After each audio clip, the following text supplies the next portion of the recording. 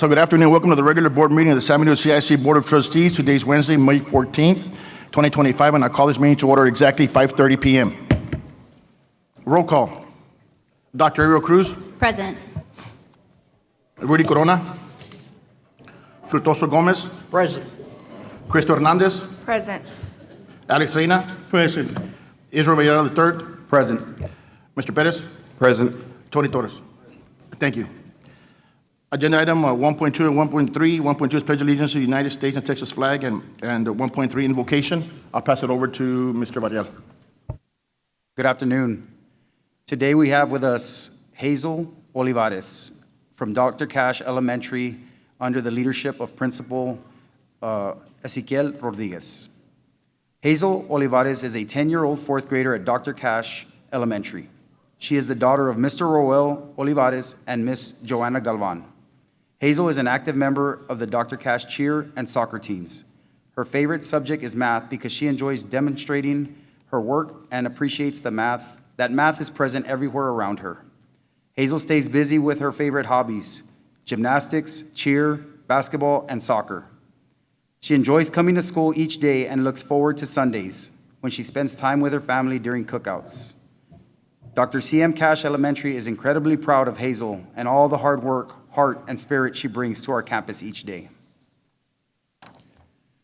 We also have with us today Matthew Adam Barrera from Dr. Cash Elementary under the leadership of Principal Ezequiel Rodriguez. Matthew Adam Barrera is an 11-year-old fifth grader at Dr. C.M. Cash Elementary. He is the son of Luis and Selena Barrera. He currently serves as the president of his National Junior Elementary Honor Society chapter and is a gifted and talented scholar and participates in Future Farmers of America. Matthew is also recognized for his positive character and willingness to help others.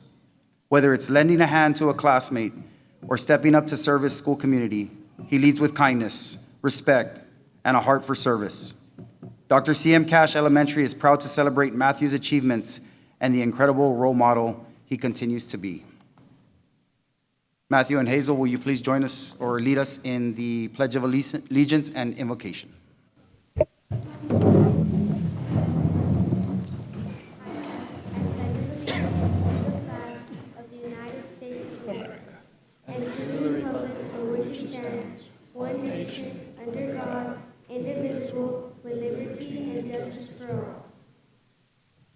Honor the Texas flag. I pledge allegiance to thee, Texas, one state under God, one and indivisible.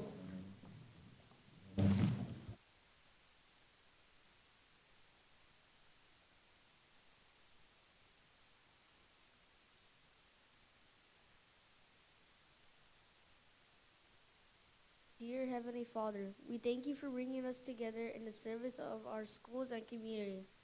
We lift up our school board members and ask that you guide them with wisdom, patience, and compassion as they make decisions that shape the future of our students. We pray for our students that they may grow in knowledge, kindness, and strength. Watch over them, protect them, and inspire them to reach their full potential. We also lift up our teachers, staff, and families, asking for your peace and unity throughout our community. May all we do be rooted in love, fairness, and a shared hope for a brighter future. Amen.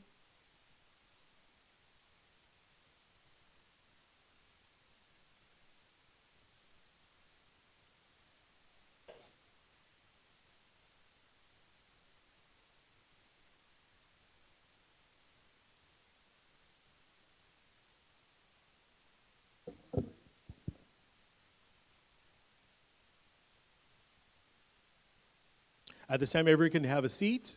We appreciate that. And if the proud parents of our two fine students from Dr. Cash Elementary can please stand, the proud parents, please stand to be recognized. And thank you for being here with us today.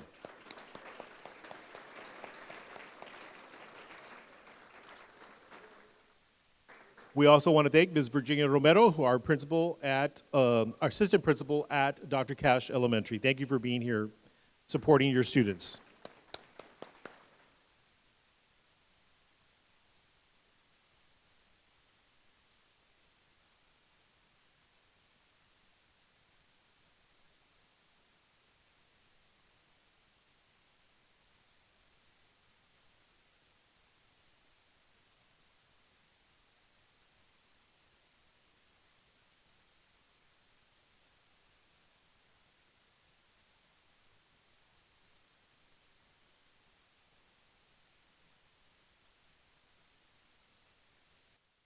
Will the parents of Hazel and Matthew please stand up to be recognized?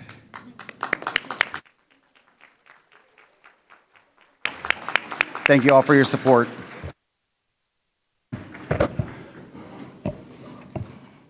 Okay, let's move on to agenda item 1.4, reorganization of board officers. And at this moment, I will nominate Dr. Ariel Cruz for board president. Second. Any more nominations? No? Okay, we have, all in favor? We have to act to accept it. Oh, yeah, we'll accept. Okay, we accept. Okay, all in favor? Congratulations, Dr. Cruz, for being a board president.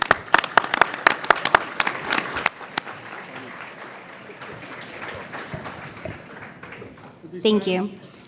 At this time, I would like to accept nominations for Board Vice President. I nominate Cristo Hernandez. Second. Do you accept? All those in favor?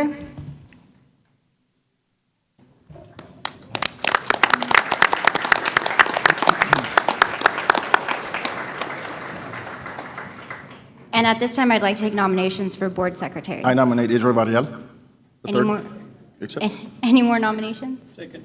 Okay, do you accept? I accept. All those in favor?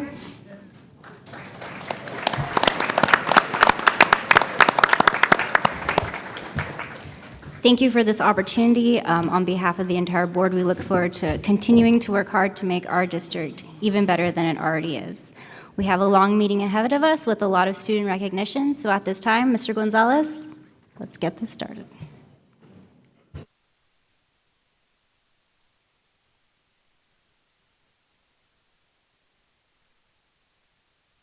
Board President, Dr. Ariel Cruz, and members of the Board of Trustees and Superintendent, Mr. Pettis, members of the community who are here with us, audience today here with us, and also those who are streaming online as well, welcome. And this is the portion of the meeting where we get to highlight the outstanding achievements and accomplishments of our students and our staff. And we're going to begin with a couple of staff members and begin with our student recognition. So at this time, from San Benito High School, the recognition is for Texas A&M University Award entitled Very Important Counselor. Ms. Lupita Pina, San Benito High School College and Career Center clerk, has been selected as a 2025 Very Important Counselor for the Texas A&M University. This prestigious recognition acknowledges her outstanding service and invaluable contributions to guiding students along their journey to higher education. Nominated by Valerie Nunez of Texas A&M University, her selection reflects the esteem in which she is held with the Texas A&M University community. In recognition of her dedication, Tammy Yu awarded a one-year, 1,000 Very Important Counselor Scholarship for the 2025-2026 academic school year for Texas A&M University as a token of their appreciation for her commitment to student success, which is being awarded to Kevin Harper. At this time, we have the Texas A&M University representative, Valerie D. Nunez, the Senior Regional Advisor. Please come to the stage as well and join us in this recognition.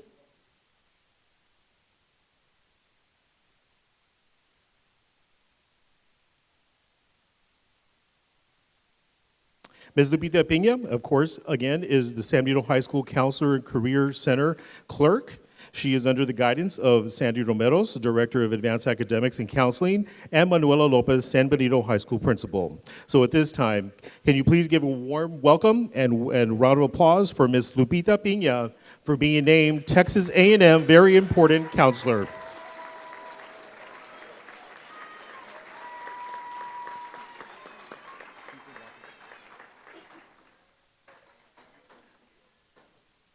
And joining her as well is the student who received the $1,000 scholarship on behalf of this recognition, and that is San Benito High School senior Kevin Harper.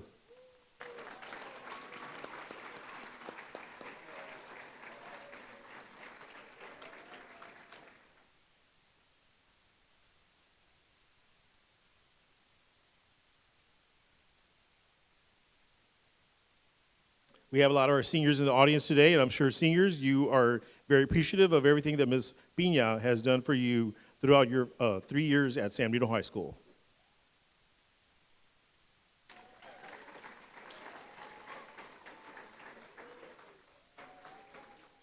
Congratulations, Ms. Pina, and congratulations, Kevin Harper, on those distinctions. And we want to thank Valerie Nunez, our senior regional advisor from Texas A&M University, for being here with us today. Thank you.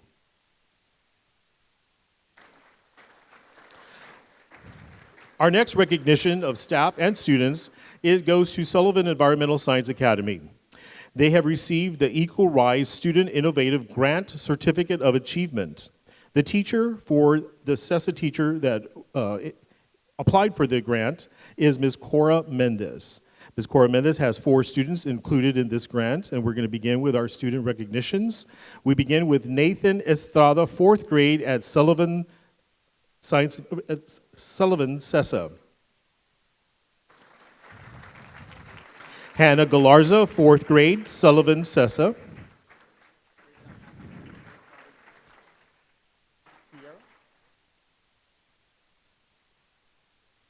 Kira Salazar, 5th grade, Sullivan.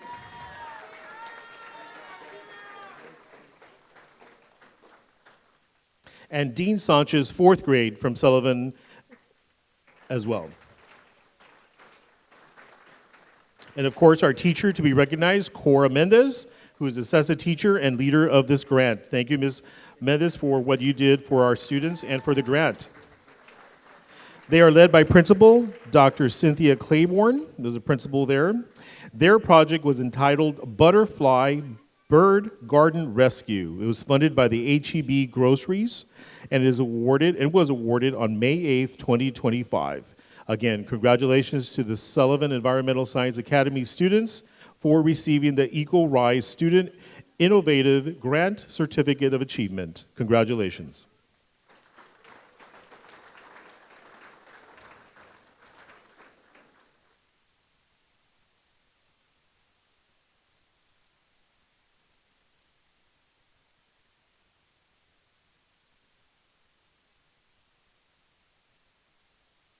We now begin our recognition of our students from Riverside Middle School, earning a placement of 2nd place at the statewide competition. The Poetry Society of Texas holds a yearly statewide poetry competition open to all public, private, and homeschool students.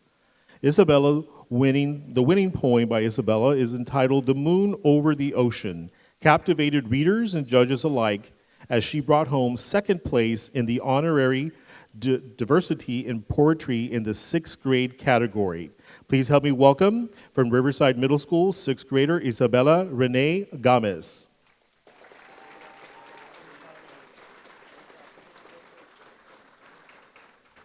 The teacher and sponsor is Mrs.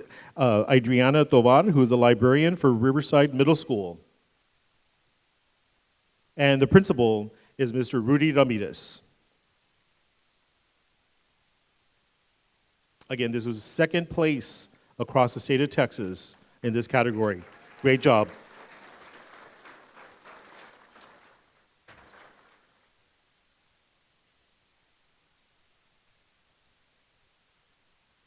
Congratulations.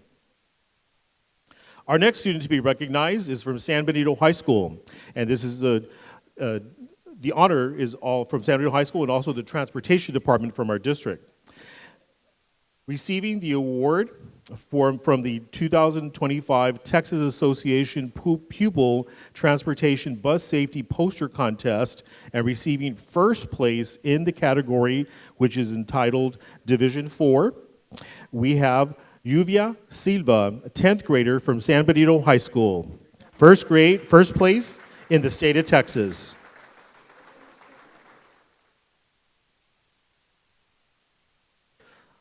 Our transportation director is Ms. Nancy Martinez, and she will be presenting a ribbon and also a cash prize of $250 for Yuvia Silva. Congratulations, Yuvia.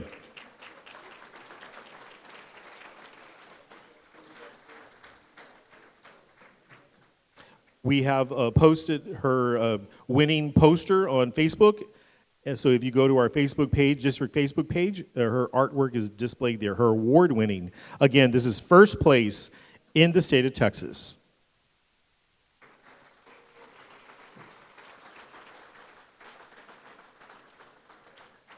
We also want to mention this is the third year in a row that San Benito has placed in the poster contest. So congratulations to our bus transportation department for encouraging our students to be part of this. And UVia's poster is going to compete at the national level contest this summer. So good luck at nationals, UVia.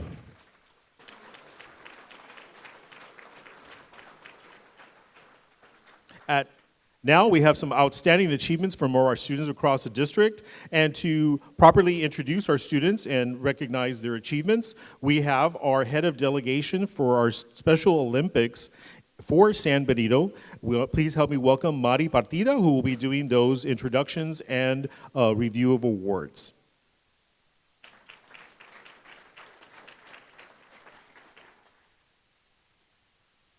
Good evening. I'm going to start with our Strive program. These are my 18-plus students, starting with Daniel Alvarez. Daniel participated in bocce, basketball, and track.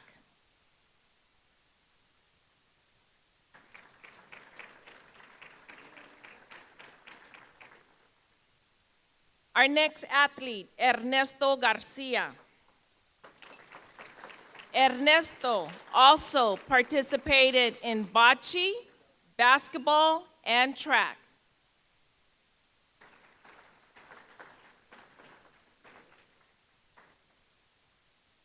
Josue Garcia participated in basketball, bocce, basketball, and track. Andy Gonzalez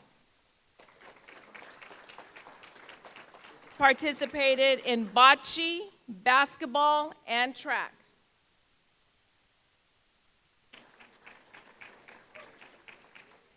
And my last athlete from the Strive program is Adrian Segoviano. Adrian is also a participant of bocce, basketball, and track.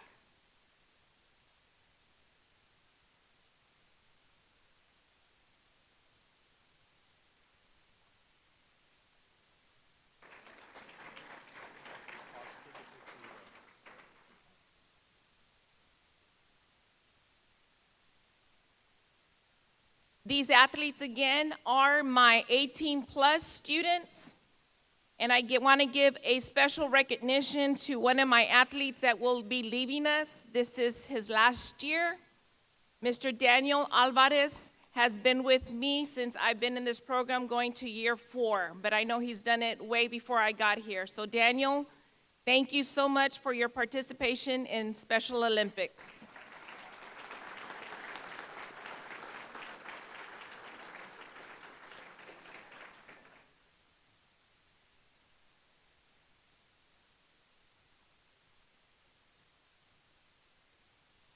Starting with my high school students.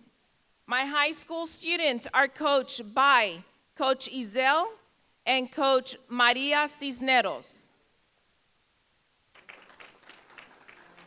My athletes, Jezebel Cuevas, participated in basketball, bocce, and track.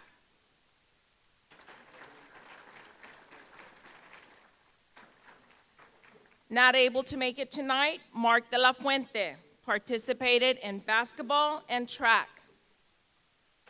Not able to make it tonight, Marely Garcia participated bocce, basketball, and track.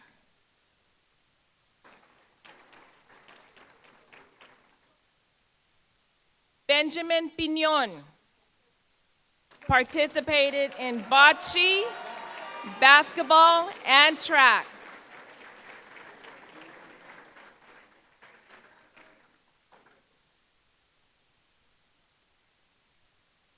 John Paul Rodriguez participated in basketball and track.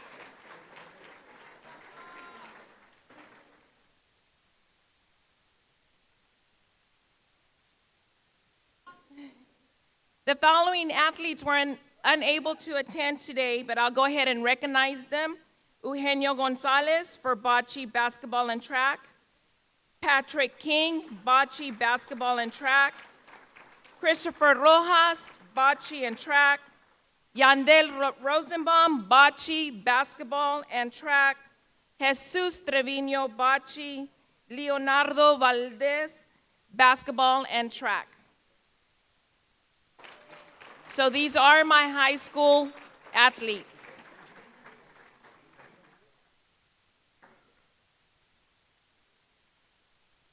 And I also want to give a big thank you and recognize my senior of this group, Mr. Benjamin Piñon. As you can tell, the high school loves him. We're gonna miss you, Ben. Good luck as you graduate this year, sweetheart.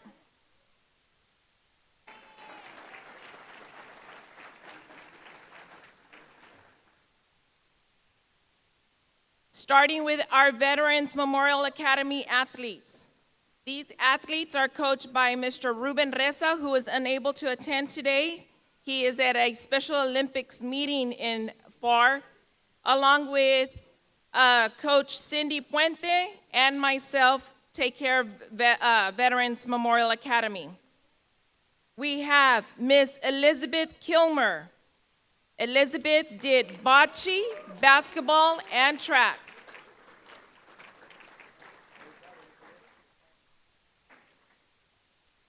David Mata also did bocce, basketball, and track.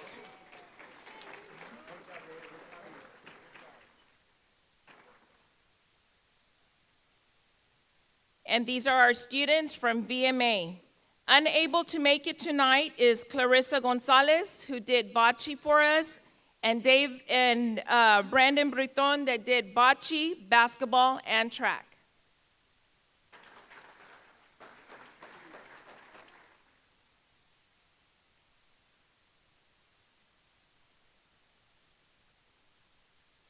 Well, me and she's back here. We'll take a picture. Starting with our Berta Cavazza Middle School. Berta Cavazza is coached by Ms. Janie Morales.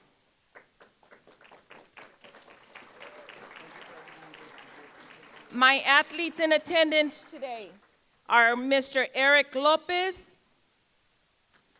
Eric participated in bocce, basketball, and track. And Mr. Brian Zapata. Brian also participated in bocce, basketball, and track.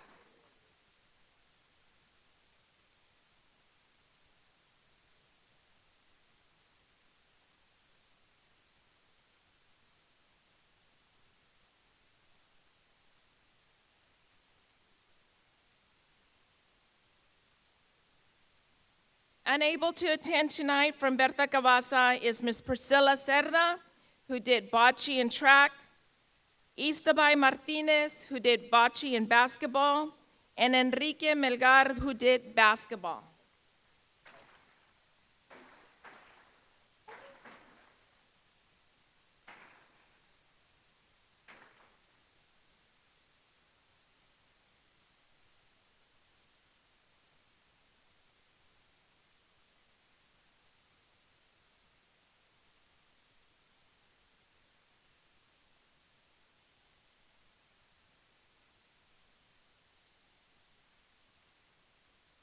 Starting with Riverside Middle School. Riverside Middle School is coached by Mr. Robert Pedraza Jr.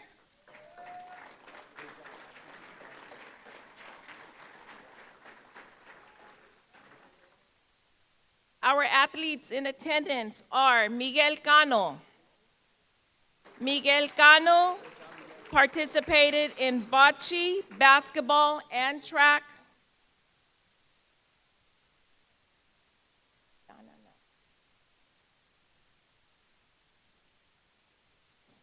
Mr. Lucas Nájera participated in track.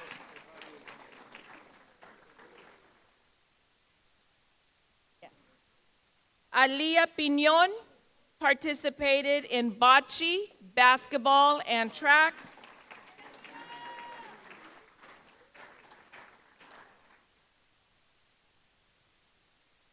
Unable to attend today is Mr. Angel Garcia, who did all three events, bocce, basketball, and track. Donna Garcia, who did all three events, bocce, basketball, and track. Vincent Puente, basketball and track. Aiden Rodriguez, bocce, basketball, and track. And Leonel Velasquez, bocce, and track.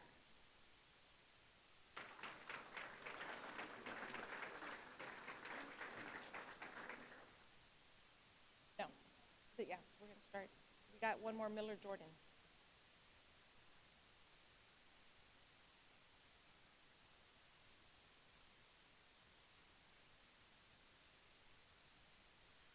And these are my athletes from Riverside Middle School.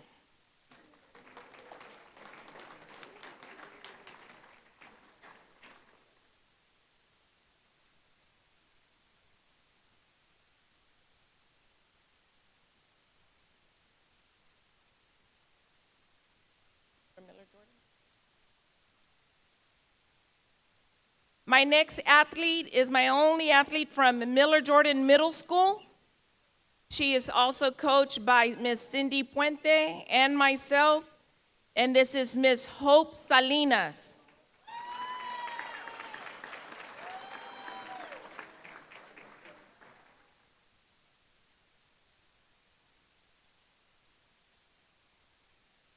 Miss Hope Salinas does bocce and track.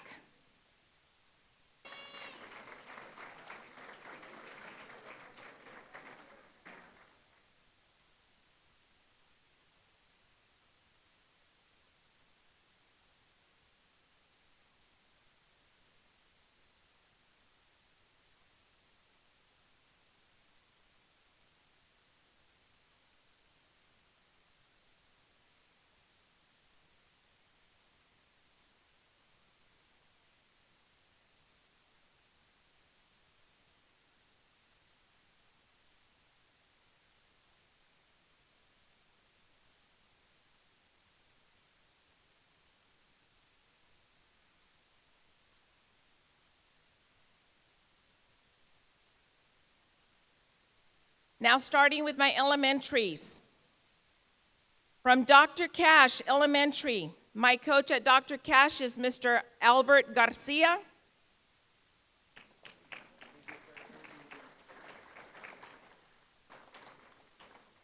My athletes from Dr. Cash is Thomas Anguiano. Thomas does bocce, basketball, and track.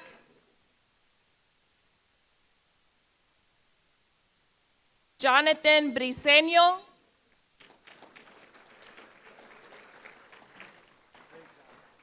Bocce, basketball, and track. Gabriel Cortez. Bocce and track.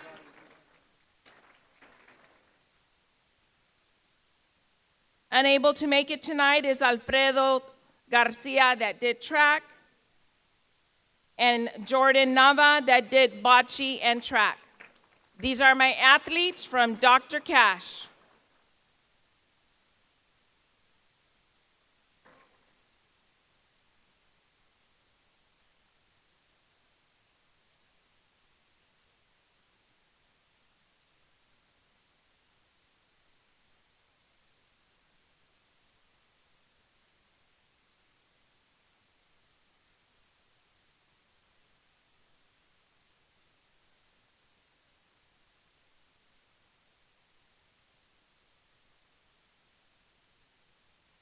My next athlete comes from Dr. Garza Elementary, STEAM Academy.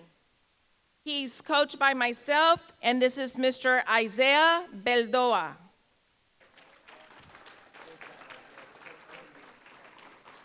Isaiah participated in bocce this year.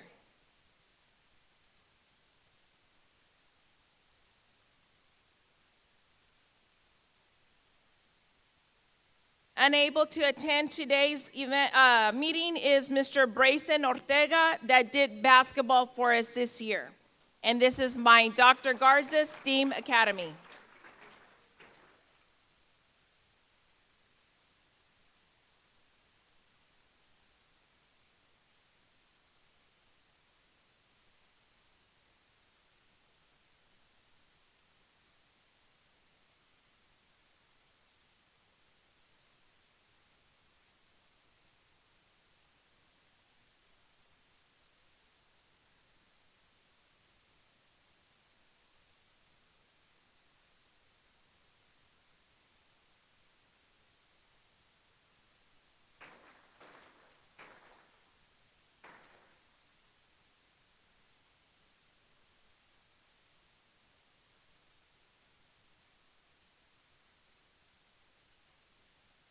My next athletes come from Ed Downs Elementary. Ed Downs is coached by Mr. Ruben Reza and myself. And we have Amado Perales. Amado? No, Amado.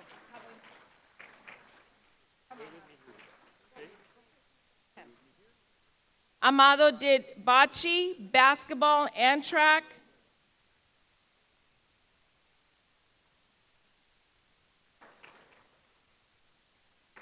Unable to make it today was Dominic Saldana that did track for us.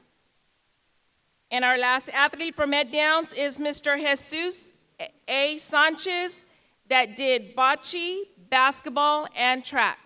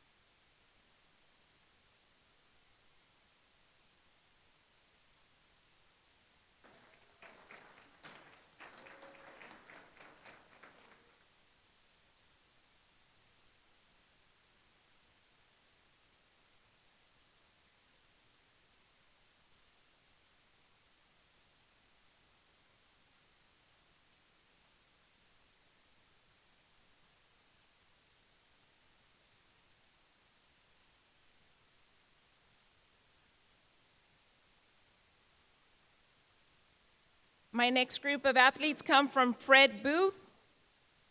I also take care of Fred Booth. My first athlete is Mr. Josiah Barreda. Josiah participated in bocce, basketball, and track. Unable to make it today are brothers Lucas Garcia and Eduardo Lucas Garcia, that did track, and brothers Eduardo Loa and Emiliano Loa that did bocce. Also from Fred Booth, Miss Analí Marcial that did bocce, along with Sister Julie Marcial that did bocce.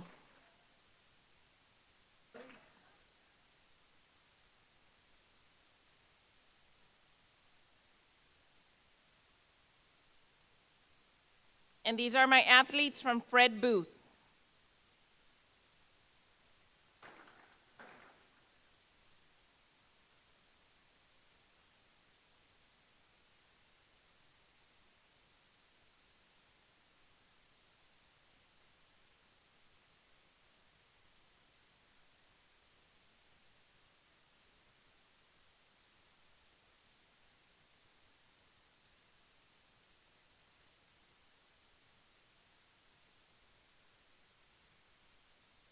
My next athlete comes from Judge Oscar de la Fuente. He is unable to attend today. Mr. Nathaniel de la Rosa participated in all three sports, bocce, basketball, and track.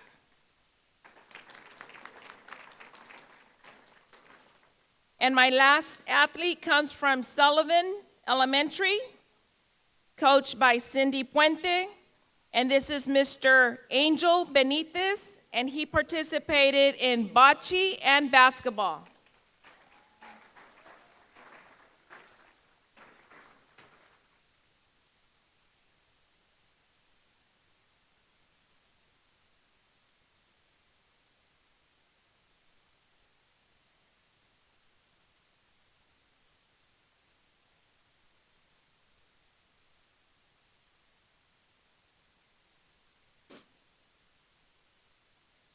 And these are all my Special Olympics athletes.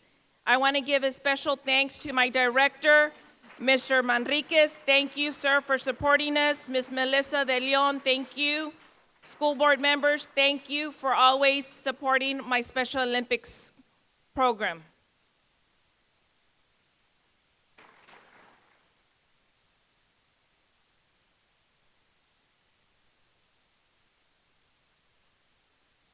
Again, let's give a round of applause to Ms. Mari Partida, who is our head of delegation for the Special Olympics for San Benito, and all the coaches and all the principals that supported our students during the year-long activities.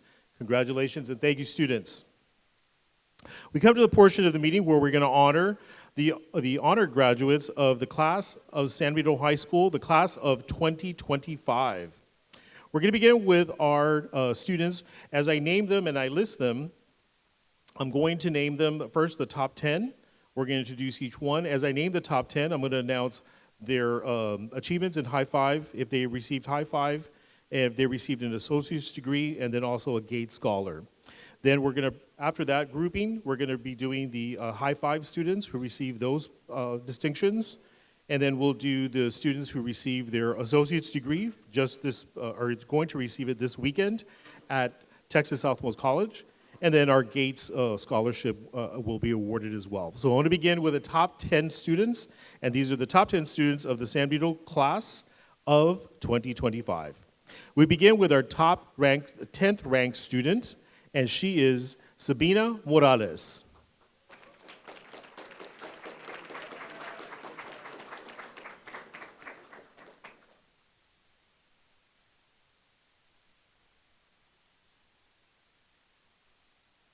Our 9th ranked student is Alexa Teresita Naranjo, and she is top 10, number 9, and high five recipient, and also received an associate's degree as well.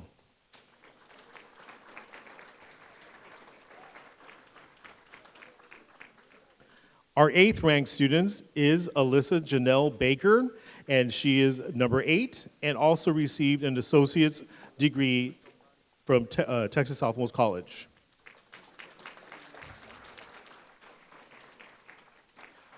Our 7th ranked student is Ryan Anthony Lerma. He's the top 7th place in top 10 and received an associate's degree as well.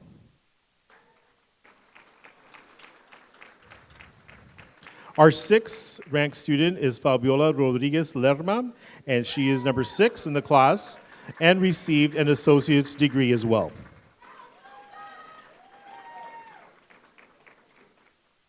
The number 5 ranked student is Kevin Michael Harper. He is number 5 in the class. He is also high five and received an associate's degree from Texas Southmost College.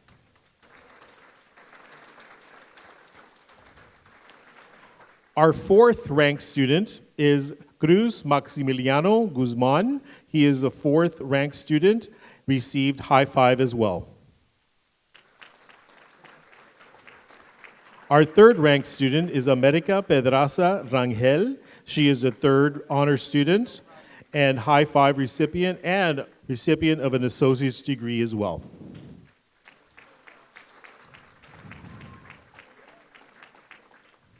Ranking at number 2, which carries the title of salutatorian of the class of 2025, is Sergio Luis Velasquez.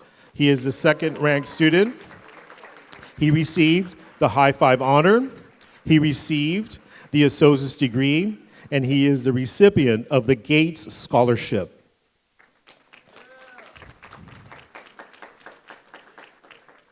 Our top-ranked student that carries the title of valedictorian of the class of San Benito High School's 2025 class, we have Kayla Lizette Hernandez. She is an honor top-ranked student. She is a High Five student and received an associate's degree as well.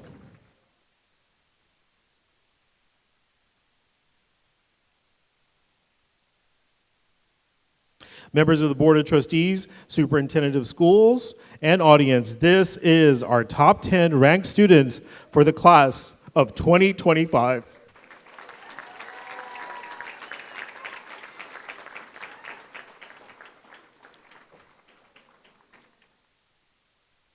We'll be taking a photo of the top 10, and then we'll be taking a separate photo for the high five.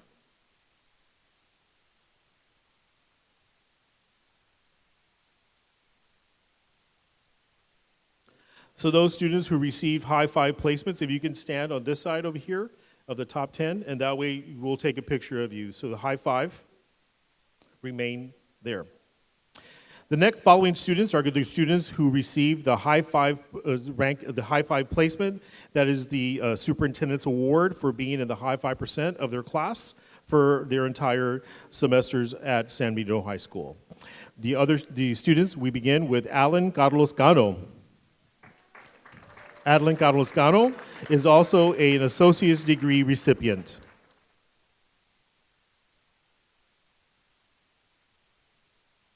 Yes. Ms. Ochoa, if you can come to the front, our assistant principal for San Benito High School. Okay, you'll join us in their photos. Now, our next ranked student who is high five is Cruz Estrada. He is a high five student and receives his associate's degree.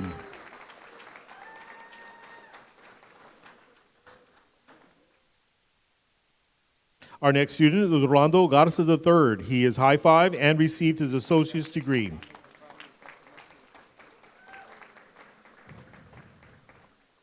Our next student of high five is Evan Joaquin Gonzalez.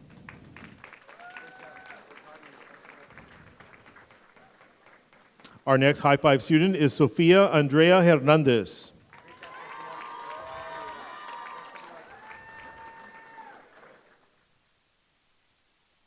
Also in the high five is Alexis Nicole Carl.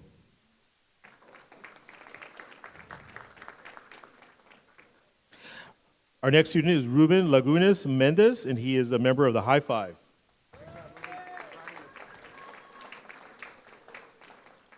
A member of the high five is Ryan Nathaniel Lugo.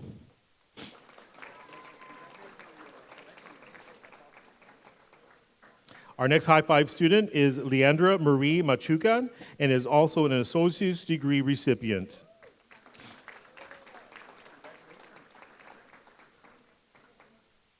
Next, we have Jade Melina Maya, and she is a high five student and also recipient of an associate's degree.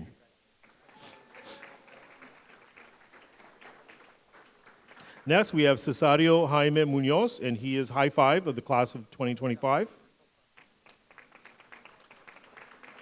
Ethan James Reese, high five.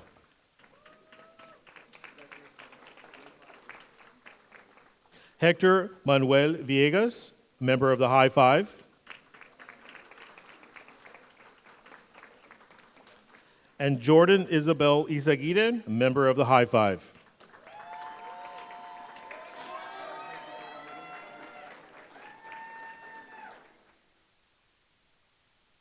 Board of Trustees and Superintendent of Schools, this is our San Benito High School class of 2025 high five recipients.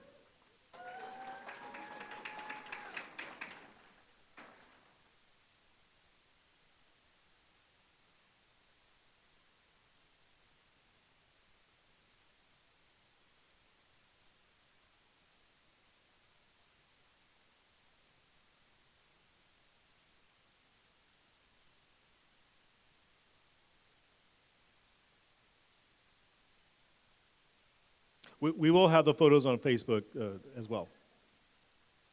Okay. At this time, if the parents of our top 10 students and our high five students, please stand to be recognized for your outstanding support of our students. Congratulations to you.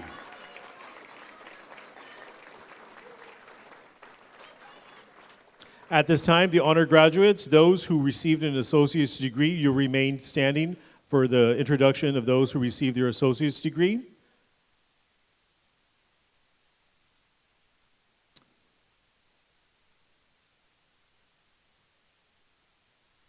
The following students are San Benito High School students that received their associate's degree or will receive it this Saturday from Texas Southmost College.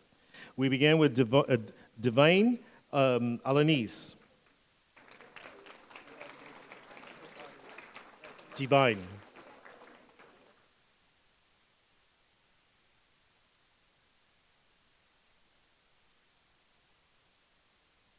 Adam Guayar, he was not able to join us. Congratulations on his receipt of the associate degree.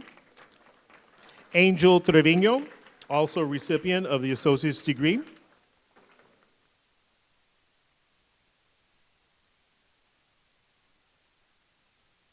Julene Trevino, recipient of associate's degree from Texas Southmost College.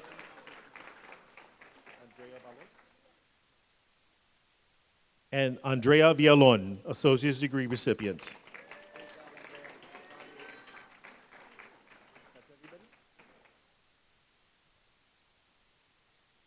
Board of Trustees Superintendent, these are all recipients of an associate's degree from Texas Southmost College. This recognizes that they completed all the coursework, which is almost 60 hours of college work, before they graduated high school. Let's give these students a big round of applause.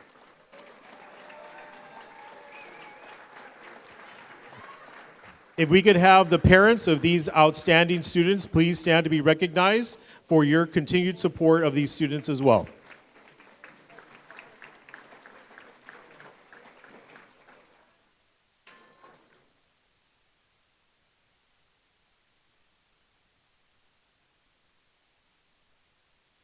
And we have one more recognition of this group.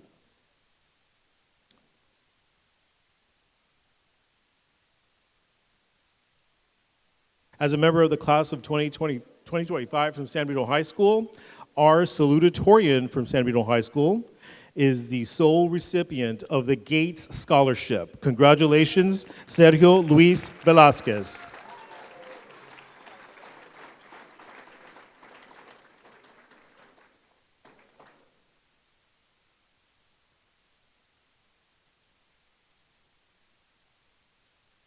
If Sergio's parents, please stand to be recognized. Congratulations to you for the outstanding achievements. He is also the only student in our class that received a top 10, received high five, received an associate's degree, and received Gates Scholar. Congratulations, Sergio.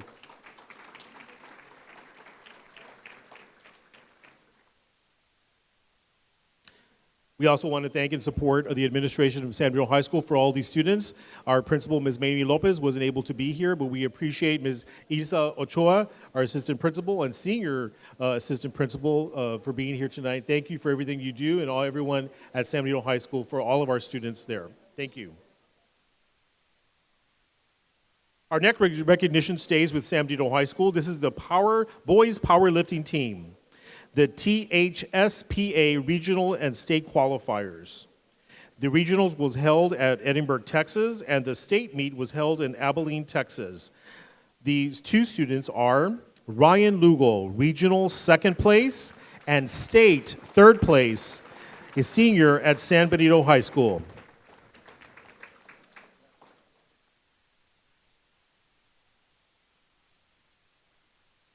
Our other recipient is Angel Trevino. He was regional second place and state qualifier as well, 12th grade, San Benito High School. And both students tomorrow will be signing their college, for college tomorrow, and the ceremony is at 3 o'clock at San Benito High School. So congratulations to both students. The coach is Mr. Mario Marmolejo, and he is head coach, and Raul Marabuto, who is our assistant coach for the boys powerlifting team. Again, they'll be signing their college entrance tomorrow at San Benito High School. Both students will be signing their next stage in their career. Congratulations. We have the parents of these outstanding students. Please stand to be recognized. The parents of these outstanding students. Thank you for everything you do for supporting them. The next group of students is our girls track team. This is from San Benito High School and Veterans Memorial Academy, and this is the girls track and field results. We begin with Victoria Gaitan, 11th grader, San Benito High School. She was high jump district champion and area qualifier.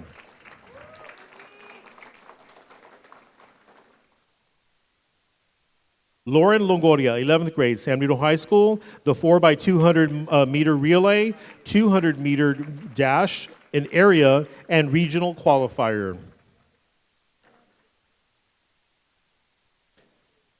Ariana Gonzalez, 11th grade, San Benito High School, 200 meter dash, 4 2x100, and 4x400 meter relay, area, and regional qualifier.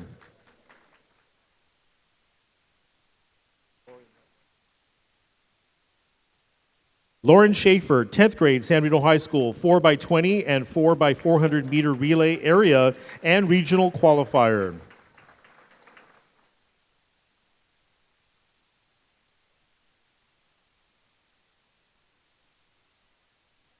Emelyn Cardenas, 12th grade, San Benito High School, 4x200 and 4x400 meter relay, area, and regional qualifier high.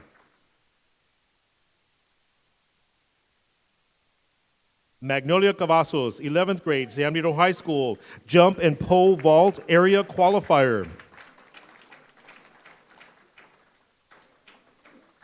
Jocelyn Montalongo, 11th grade, San Benito High School, discus, area qualifier. Lainey Leal, 9th grade, Veterans Memorial Academy, 4x200 meter relay, area, and regional qualifier.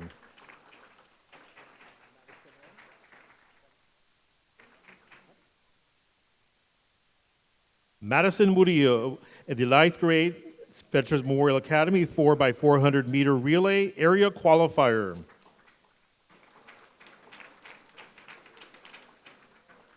Hayden Rodriguez, 11th grade, San Benito High School, 4x400 meter relay, area, and regional qualifier.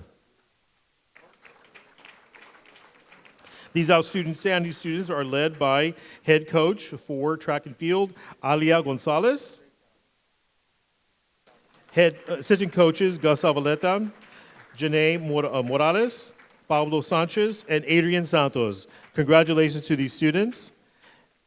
If the parents of these proud parents of these outstanding students, please stand to be recognized for your outstanding support of our students. Please stand.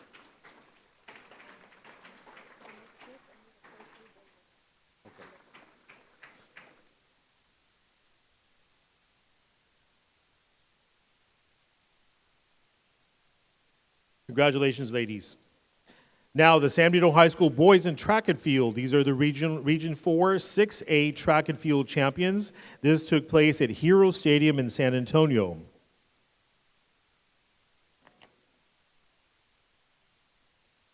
Antonio Leja, 10th grade, discus regional qualifier. Joe Ibarra, 11th grade, the 3,200 meter regional qualifier. Justin Gallegos, 11th grade, pole vaulter regional qualifier. The following students are not here, but we'll mention their accomplishments. Colton Moore, 11th grade, triple jump and 4x4 meter relay regional qualifier. Juan Yaro, 11th grade, 100 meter dash and 4x200 meter regional qualifier. Pedro Buenrostro, 10th grade, 4x200 meter relay and 4x400 meter relay regional qualifier. Albert Gonzalez, 10th grade, 4x200 meter relay and 4x400 relay regional qualifier. Carter Green, 10th grade, 10 meter dash and 4x200 meter relay regional qualifier. And Kyan Jones, 11th grade, 4x400 meter relay regional qualifier. The coaches, the head coach is Thomas Cantu, assistants are Armando Medrano, Lomar Lewis, Ricardo Miner, and Jose Torres. Congratulations, students and coaches. If the parents of these fine students, please stand to be recognized for your support of our students. Please stand.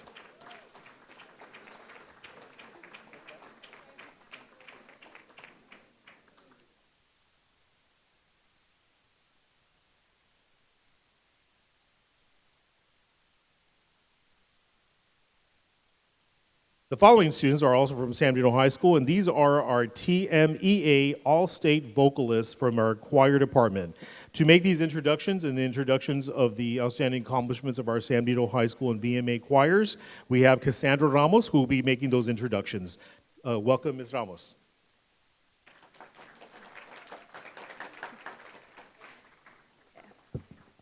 Good evening, members of the school board and all who are in attendance tonight. My name is Cassandra Ramos, and I have the pleasure of being the Assistant High School Choir Director. Every school year, choir programs throughout the state of Texas compete in the TMEA All-State Vocal Auditions. This competition consists of several rounds, including district, region, pre-area, and area. These competitions begin in July and take place until January. This year, we have a total of 53 choir students from both Veterans Memorial Academy and San Benito High School who received placements into the Honor Choir, District Choir, Region Choir, and Pre-Area Choir, and are advancing to the state round, and we now have 3 Texas All-State vocalists, as well as several members advancing to State Solo Ensemble, which is a separate competition. This is by far the largest amount of choir students who have ever received these accolades in the history of San Benito CISD. In addition to this, we also have 3 students who were selected as the All-State vocalists in the state of Texas. This is the highest individual achievement that a music student can receive. In fact, San Benito High School had the second most All-State vocalists out of any school in Texas from Brownsville to San Antonio. Thank you. These achievements are a testament to these students' advanced work ethic, self-discipline, and also validate our position as the gold standard in choral music education. We are very proud of all of our students and wish them the best of luck as they advance to the last round, and now we do know that we have those 3 areas students. So, the Greyhound Chorale is under the direction of Mr. Eladio Martinez, who couldn't be here tonight, as well as myself and our collaborative pianist, Mr. Adonai Avalos. Thank you. Yeah, so these are, yeah, got it. All right, to begin, we're going to list stating our 3 all-state vocalists, starting with Melody Cardosa.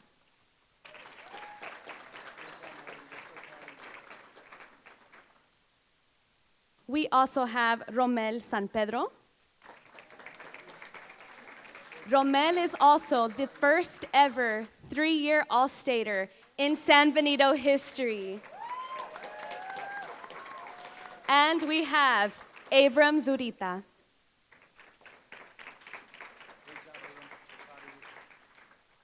I will continue by now announcing all the members that made any region, district, pre-area, and other rounds of this competition.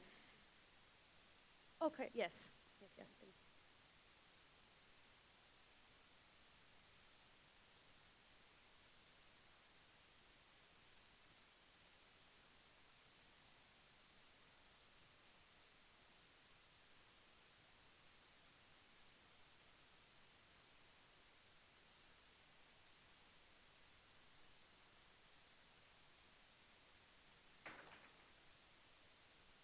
All right, the following students, Evelyn Bernabe made the Region Honor Choir and is advancing to State Solo and Ensemble.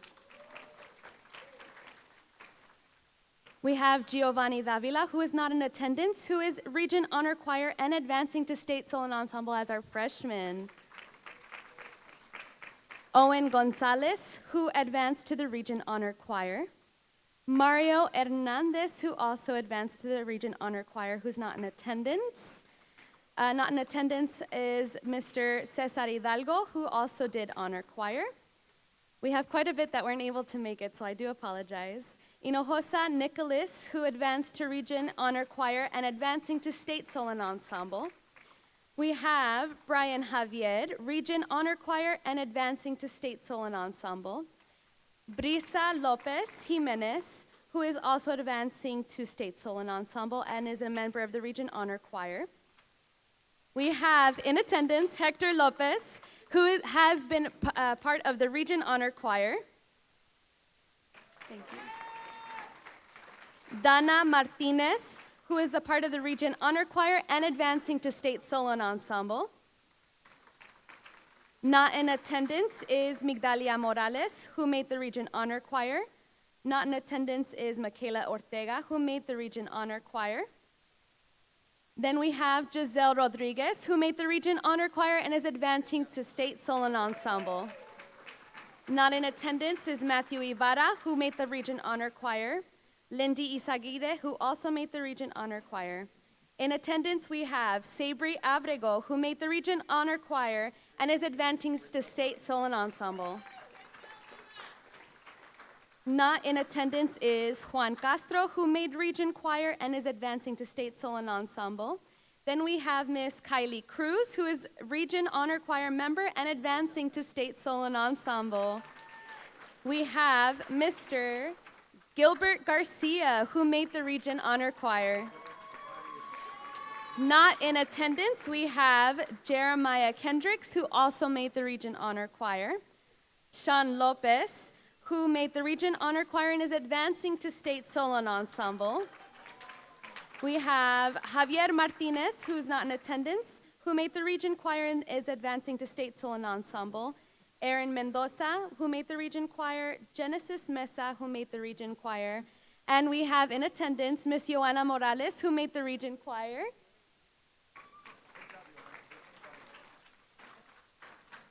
Not in attendance, we have Frank Moreno, Daniel Padilla, and Joseph Rodriguez.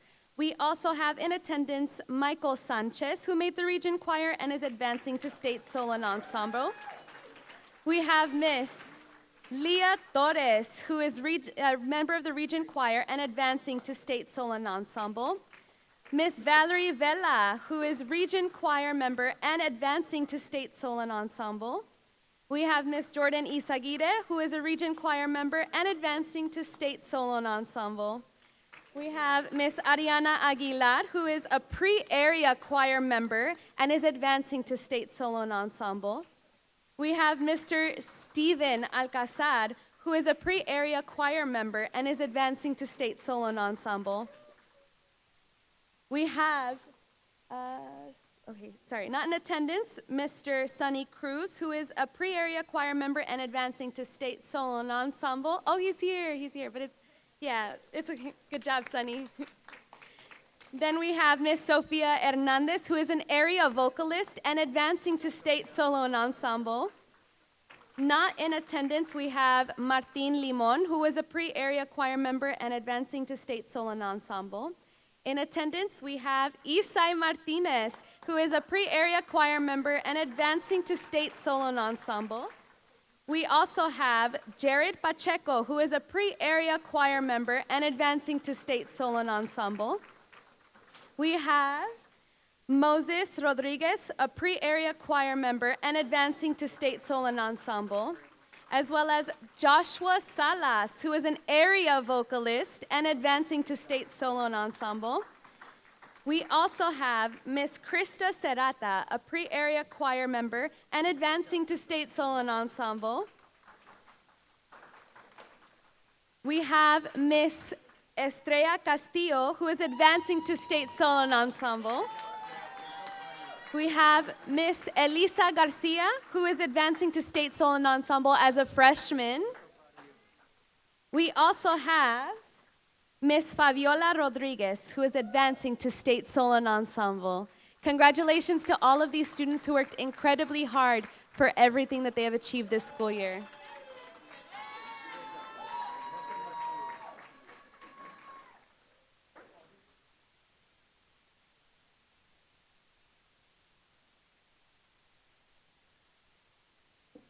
If we can have the proud parents of all these outstanding students, please stand to be recognized for the support you offer your students.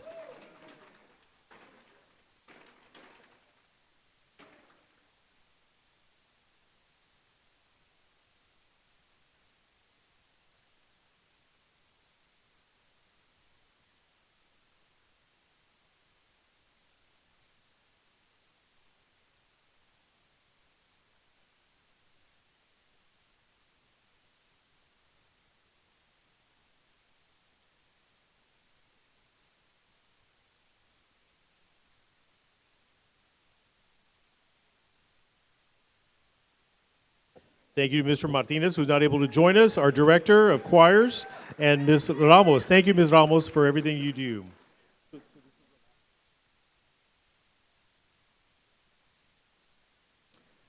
Our next fine chorale students are going to be from Riverside Middle School. They competed in the UIL choir concert and sight reading evaluation. Their achievements, all four Riverside Middle School high school choirs earned superior ratings at the 2025 UIL choir evaluation in March. These are the chairs that earned superior ratings: the straight ones, the varsity girls choir, the JV girls choir, the JV girls choir, the boys varsity choir, and the mixed choir. These four students are representing those students. We have Elena Garcia, 7th grade.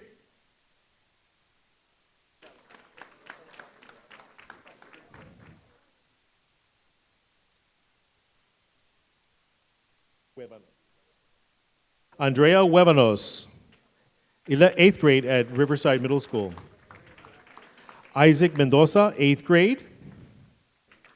And Maximus Lara, 8th grade.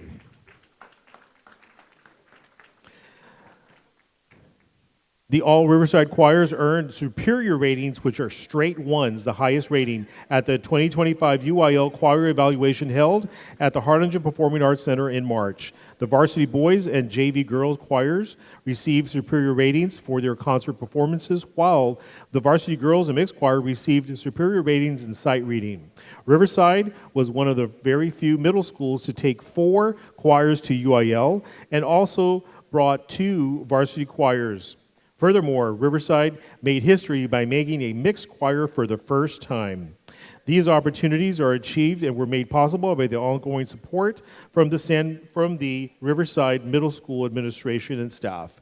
The director is Mr. Jorge Moreno, our head choir director, and Claudia Moran is our assistant choir director. Can the parents of these students please stand to be recognized? Thank you, parents, for being here with us.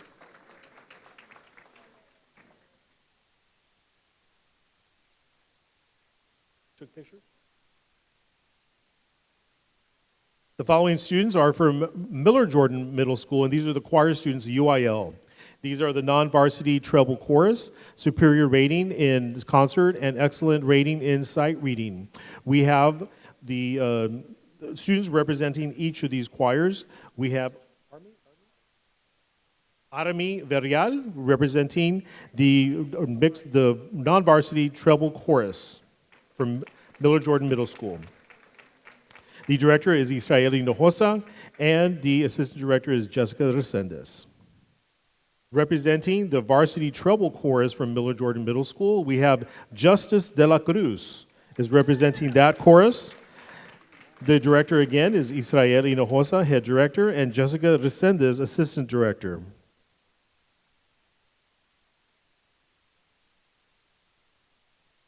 The student representing the tenor boys chorus, the excellent rating, we have TJ Anguiano representing that choir. And again, the directors are Israel Hinojosa, head director, and Jessica Resendez, assistant director. These are the representatives representing the choir departments at Miller Jordan Middle School. Congratulations. Could the parents of these fine students please stand to be recognized?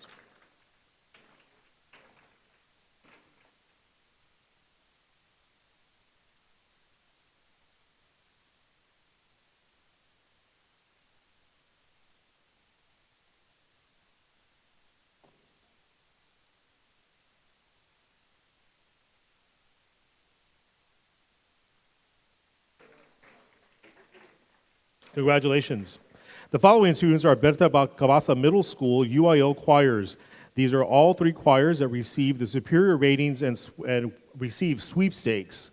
The student is not here today, but we'll recognize Mia Aguilar. She is a member of the choir. Here with us today is Madison Gomez, and she is 7th grader at Berta Cavasa Middle School.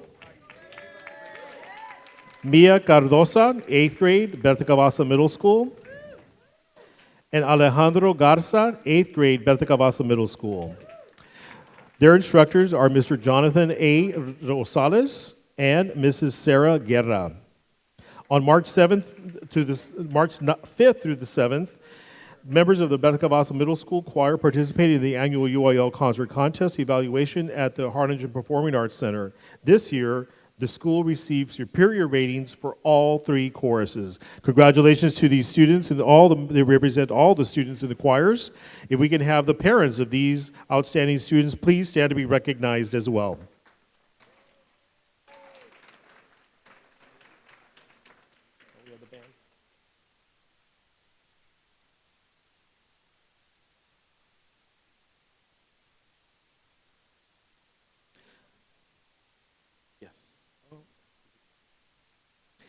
The following students are also from San Benito High School, and these are our band students that are the state qualifiers for the solo and an ensemble competition to be held in Austin.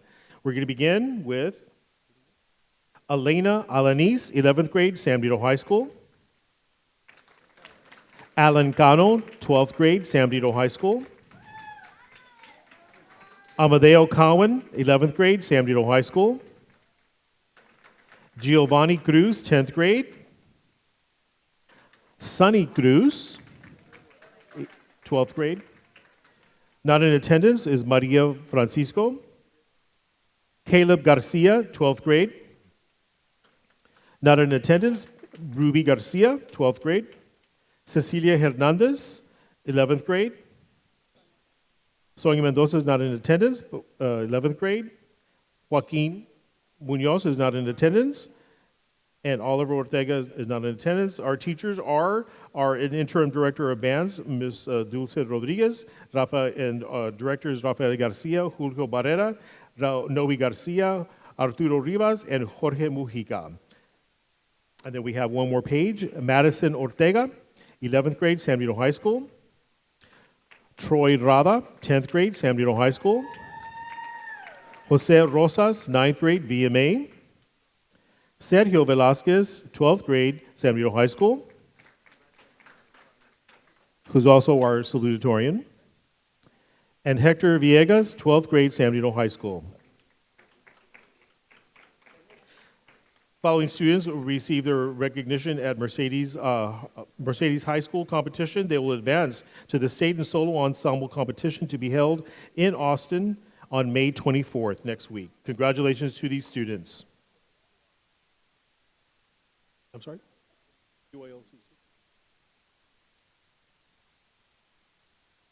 These are our directors, outstanding directors as well.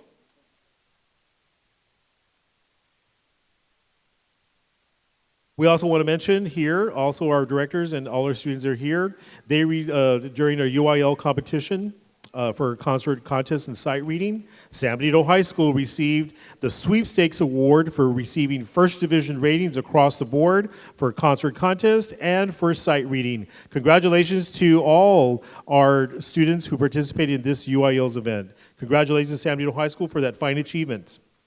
Can the parents of these fine students please stand to be recognized for your support?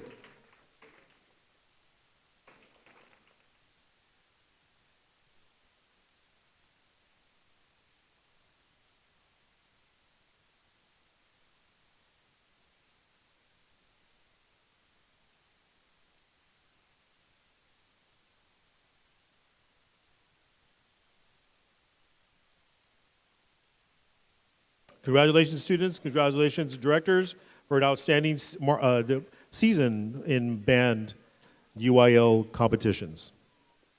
The following students are another group of outstanding students from San Benito High School. They comprise the guitar students that are state qualifying solo and ensemble competition in Austin. The guitar students advanced to the region's solo and ensemble competition, which was hosted in Mercedes. We have Esmeralda de la Cruz, 10th grade, San Benito High School. Guillermo Dorantes, 12th grade. Estrella Guillan, 11th grade. Michael Loredo, 10th grade.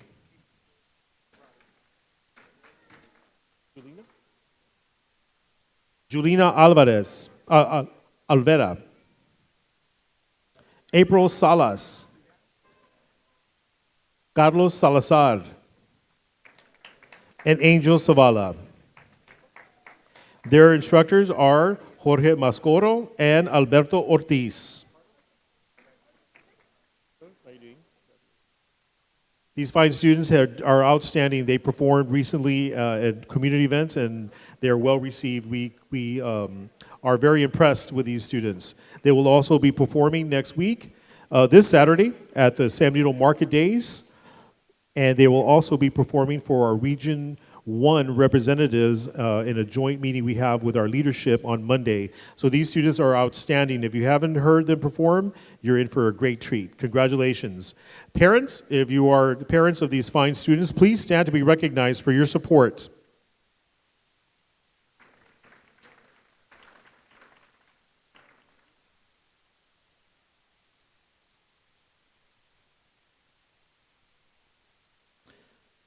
Congratulations, students. The next group is from San Benito High School, and they are the orchestra students. These are the state qualifying solo and ensemble competition in Austin. They will advance after the competition that they held in Harlingen South. The students are Mario Cepeda, 9th grade, Ashlyn Guzman, 11th grade, Axel Mendoza, 9th grade, Miguel Ornelas, 9th grade, Alicia Weber, 9th grade. Their sponsor is Karina Vela and Fermin Castillo are the instructors. The students competed in the UIL Solo Ensemble in Harlingen South, earning Division I ratings and advancing to the State Solo Ensemble competition that will be held in Austin on May 24th. Congratulations, students. Can the parents of these outstanding students please stand to be recognized for your support?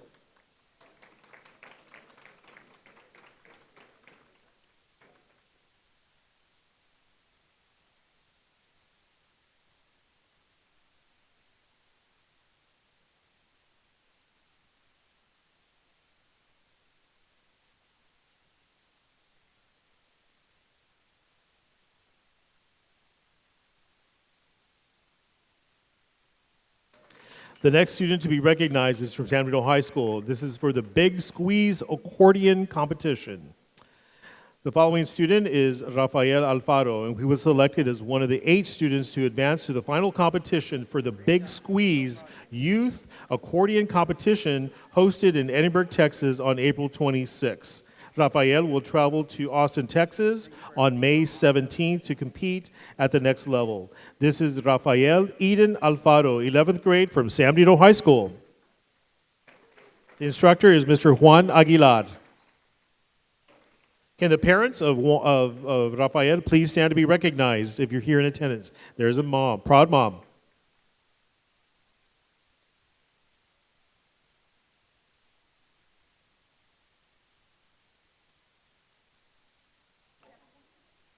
The next are going to be recognitions for our campuses. Our campuses have received some outstanding recognitions.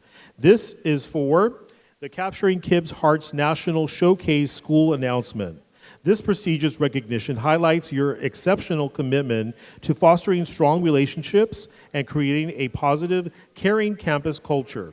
Your dedication has not only transformed your school communities, but it has also played a vital role in our district being honored as a Capturing Kids' Hearts National Showcase District. Thank you for the heart, passion, and purpose you bring to your work every day. We are incredibly proud of your accomplishments here at San Benito. We're going to begin recognizing our campuses and our principals and their teams. We begin with Angela G. Leal Elementary. Principal is Ms. Diane Hawkes and her team. And if you can come to stage.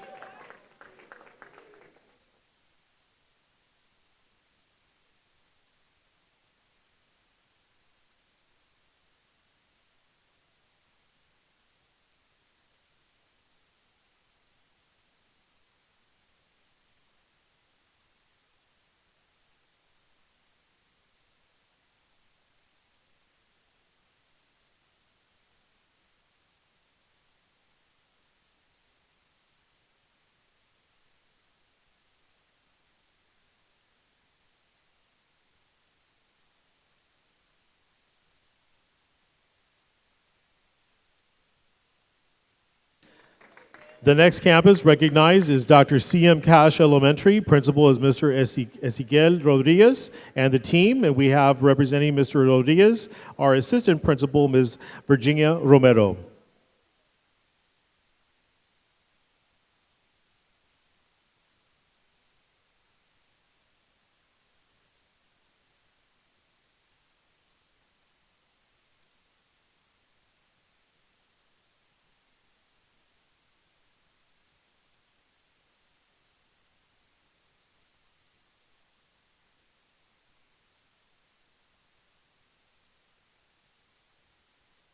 It's probably best if they stand up there, right? Just stand on stage.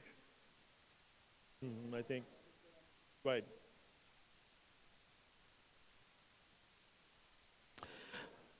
The next schools, when you come up, you're going to come to the stage so that way we can display the banner. So everyone will stand on stage, please. The next school recognized is Dr. Raul Garza Jr. STEAM Academy. The principal is Mr. Victor Monreal and his team.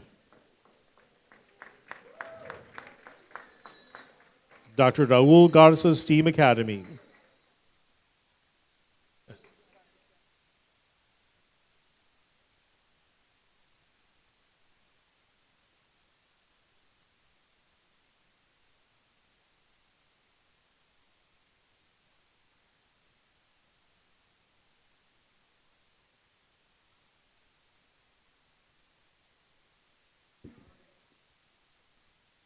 Is it going to work like that? Is it okay like that? Okay.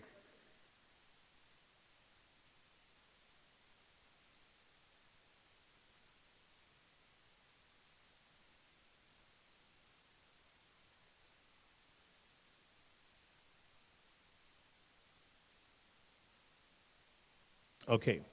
The next school to be recognized is Ed Downs Fine Arts Academy. Principal is Mr. Alan Lerarde and his team.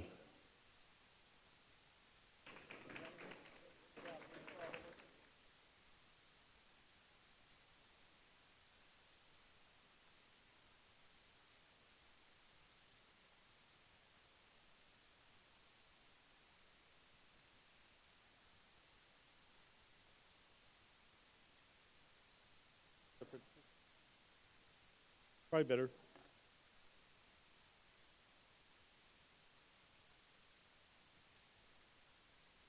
The next school is Frank Roberts Elementary. They're led by Principal Lupita Monsivais, and she's joined by her team.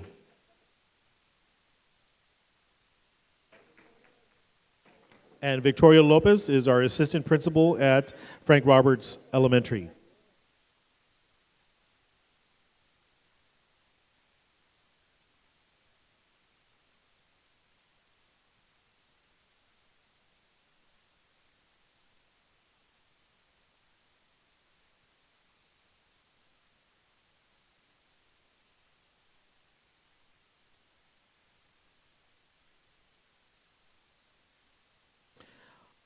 Our next school to be honored is Fred Booth Global Leadership Academy. They're led by Principal Ms. Gabby Akumares with her team as well.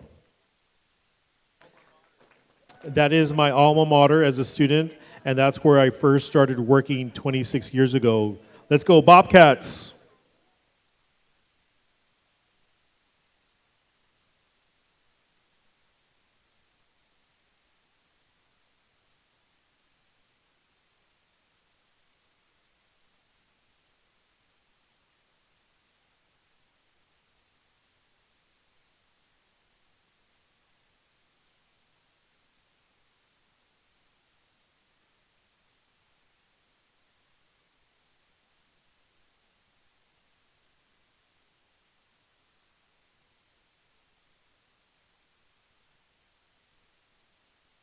The next school to be honored is Judge Oscar de la Fuente Elementary. They're led by Principal Mr. Rolando Diaz, and he comes with his team.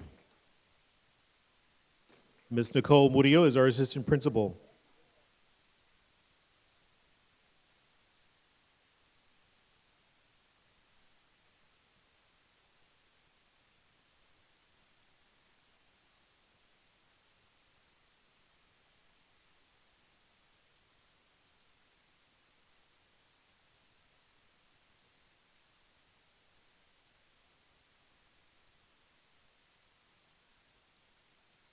Our next campus is La Encantada Elementary. They're led by Principal Sylvia Garcia, and she comes with her team as well.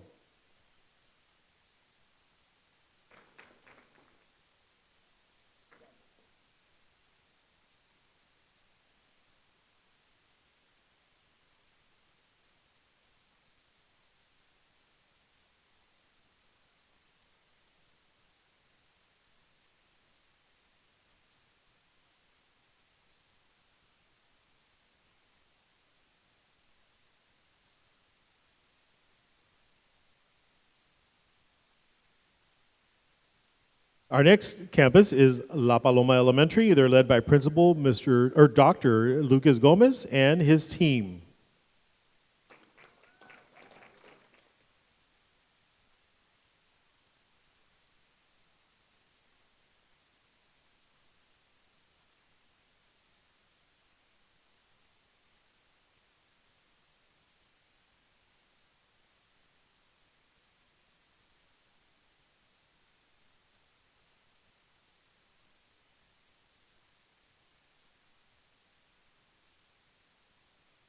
Our next campus to be recognized is Rangerville Elementary. They're led by Principal Ms. Julia Aguilera, along with her team.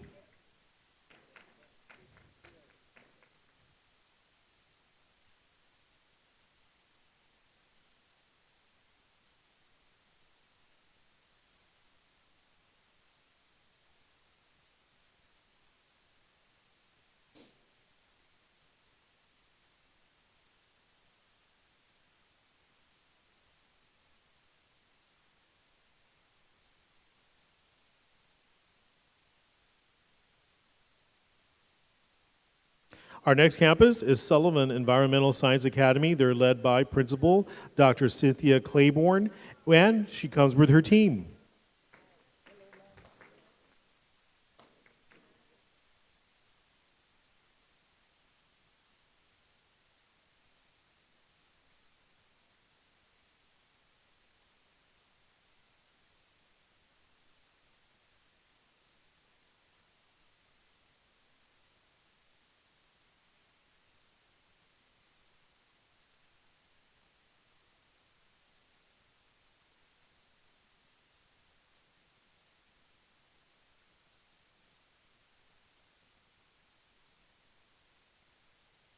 And now, our only middle school and our only secondary school to be recognized with this achievement is Riverside Middle School, and they're led by Principal Rudy Ramirez and his team.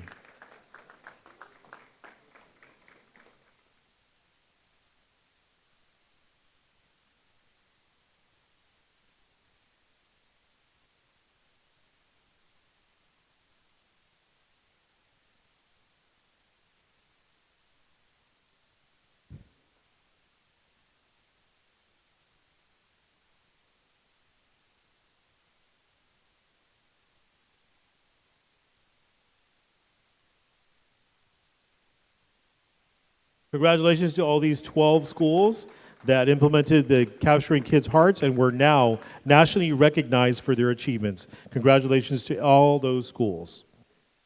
We have two more recognitions for campus, one more recognition for two campuses. This is the National Education Results Honor Schools. They are recognized for their 2024 Honor Roll School achievements.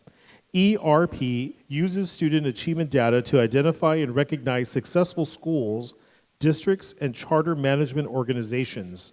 Schools that receive the ERP Honor Roll distinction have demonstrated consistently high levels of student academic achievement, improvement in academic levels over time, and reduced achievement gaps among student populations. San Diego CISD is proud to announce that we have two campuses on that national list. We begin with Dr. C.M. Cash Elementary, led by Principal Ezequiel Rodriguez. Congratulations to Dr. C.M. Cash for being an ERP Honor Roll School on the national achievement.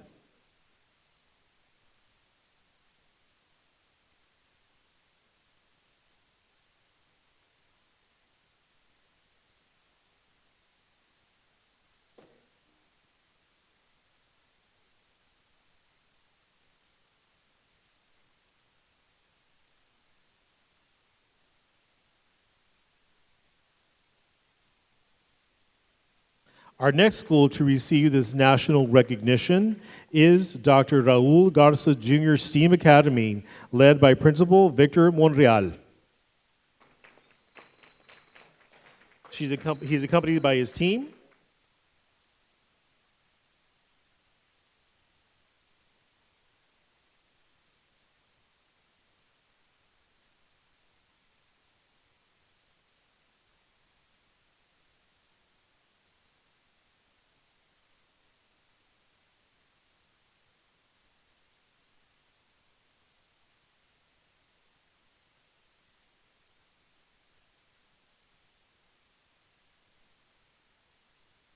Congratulations to these two schools on this national achievement, and we're very proud of all their accomplishments. Hopefully next year we're going to have 18 schools recognized for this. Great job, schools. We now have two more recognitions for students. I want to recognize, and I am one of the directors of the board of the board members of the San Benito Chamber of Commerce, and we recently had El Sabor de San Benito event, which was extremely successful. And we were elated when we were announced as award recipients for that.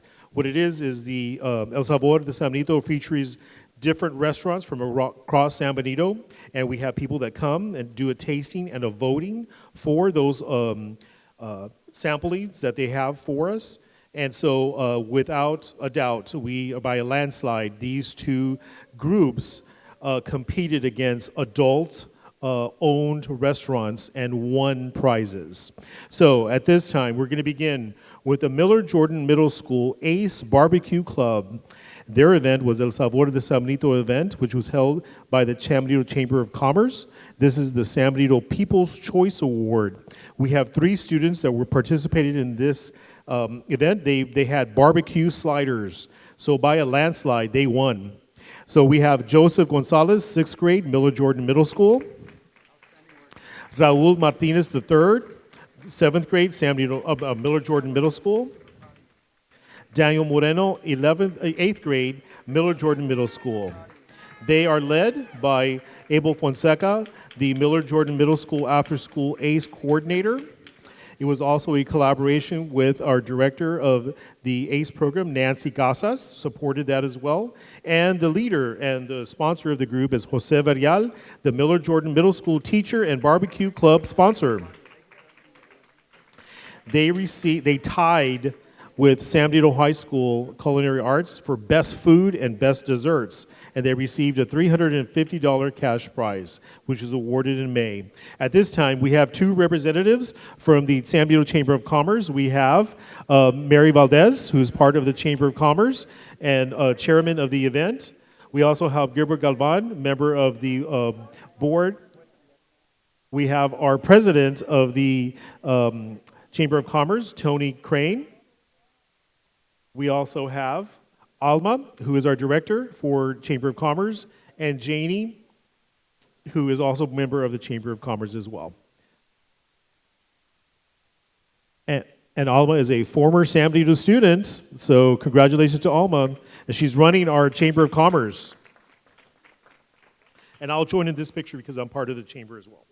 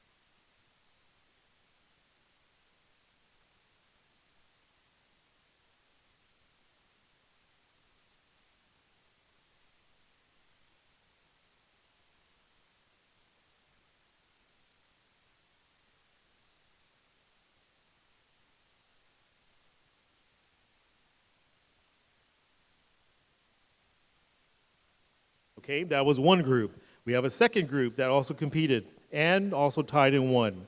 This is the San Benito High School CTE Culinary Arts Program, who competed also at the El Sabor de San Benito event. This is our culinary arts program, which is led by Fernando Rosa, our director of CTE programs. And also we want to recognize Ms. Mamie Lopez, San Benito High School principal. And these are our students that competed and helped. Angel Rivera, 12th grade. Francisco Torres, 12th grade. Samuel Hernandez, 12th grade. Sherlene Puebla, 12th grade. Sam Paul Sok, 12th grade. Luis Martinez, 11th grade. And Jeremiah Guzman, 11th grade. And Darlene Hernandez, 12th grade. They are led by chef of the San Benito High School CTE Culinary Arts Program, Hipolito Garcia. And also our director of CTE, Mr. Fernando Rosas. If you can please join us in the picture up ahead.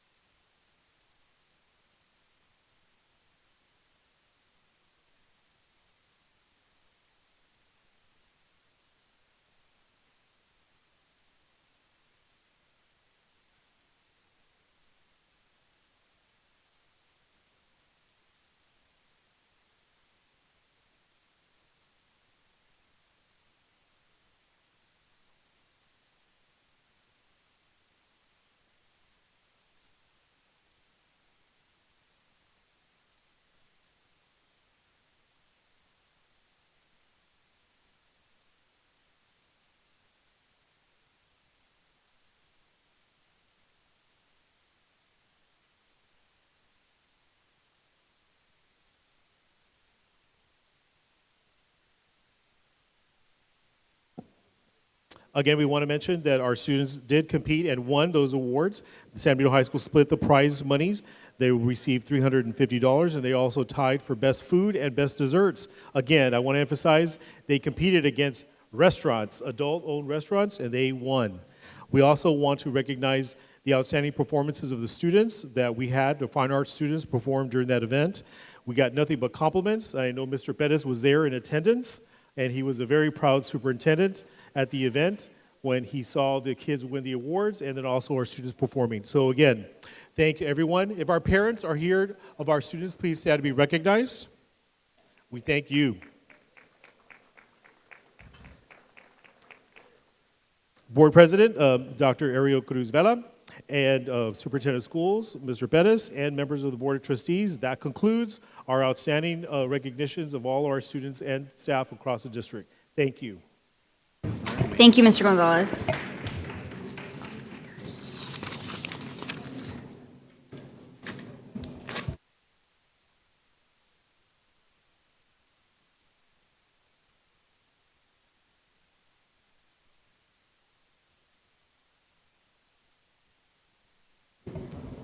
That was a great job from our Public Relations Department honoring all of our students. It's always a pleasure to see them out here.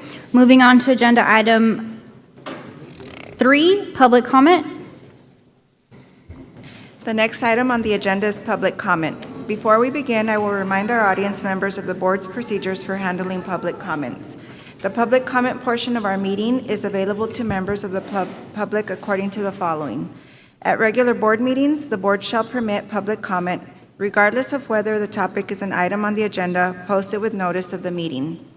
At all other board meetings, public comment shall be limited to items on the agenda posted with notice of the meeting. Anyone who would like to speak during public comment must sign in prior to the start of the meeting, and the list and list the topics they want to discuss. An individual's public comments to the board shall not exceed 5 minutes per meeting. Please keep your comments or criticisms civil and courteous. Please avoid using profanity and refrain from making personal attacks on others during your opportunity to speak. We ask that you do not discuss students who are not your own children. In addition, the participating individual shall adhere to the following: state their full name and what organization or group, if any, is being represented. Indicate the topic about which they wish to speak. Shall refrain from commenting directly on any individual employee or public official by name, but may refer to a specific employment area, job title, or the board as a whole, and shall refrain from attacks on individuals. Lastly, if after at least one warning from the presiding officer, an individual continues to disrupt the meeting by his or her words or actions, the presiding officer may request assistance from law enforcement officials to have the individual removed from the meeting. If a speaker is seeking board resolution of a specific complaint, that concern should be addressed through the district's grievance process. District policy DGBA has been established for addressing employee complaints. Policy F&G is the avenue for filing parent complaints, and Policy GF addresses community member complaints. Grievance forms can be obtained at any campus, administration office, or at the district's central administration offices. At this time, we have Ms. Mary Maney.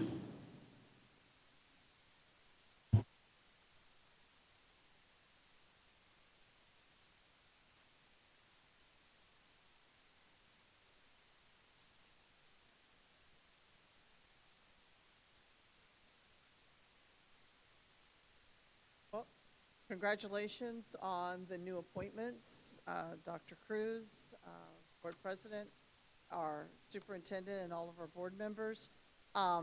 Since this is the public comment, it's pretty much the end of the school year. Thank you guys for everything that you have put up and done with us for the past time. We've got some, we've been going through a severe testing area. We're not finished yet. But, you know, the support staff that we've got that's helping make all this possible is so important. And the thank you ahead of time for all the people that are getting involved with all the graduations, because that's going to be another time of being really crazy. I will start off, we'll put my little pitch in. Guys, stipends are really nice things. You know, raises are kind of nice, but not everybody got a raise. But everybody got the stipends, and I'm going to start early. I know, it's still May, but, you know, Christmas is really a nice time, so, you know, but nice at the beginning of the year too, but we'll put the preach out and start early. I was really happy to see that the after-school program was increasing stipends for some of their workers, as well as offering student prices, so they've got students coming in, so we're really making a really good thing to help encourage our students and make them more successful for this summer and all this.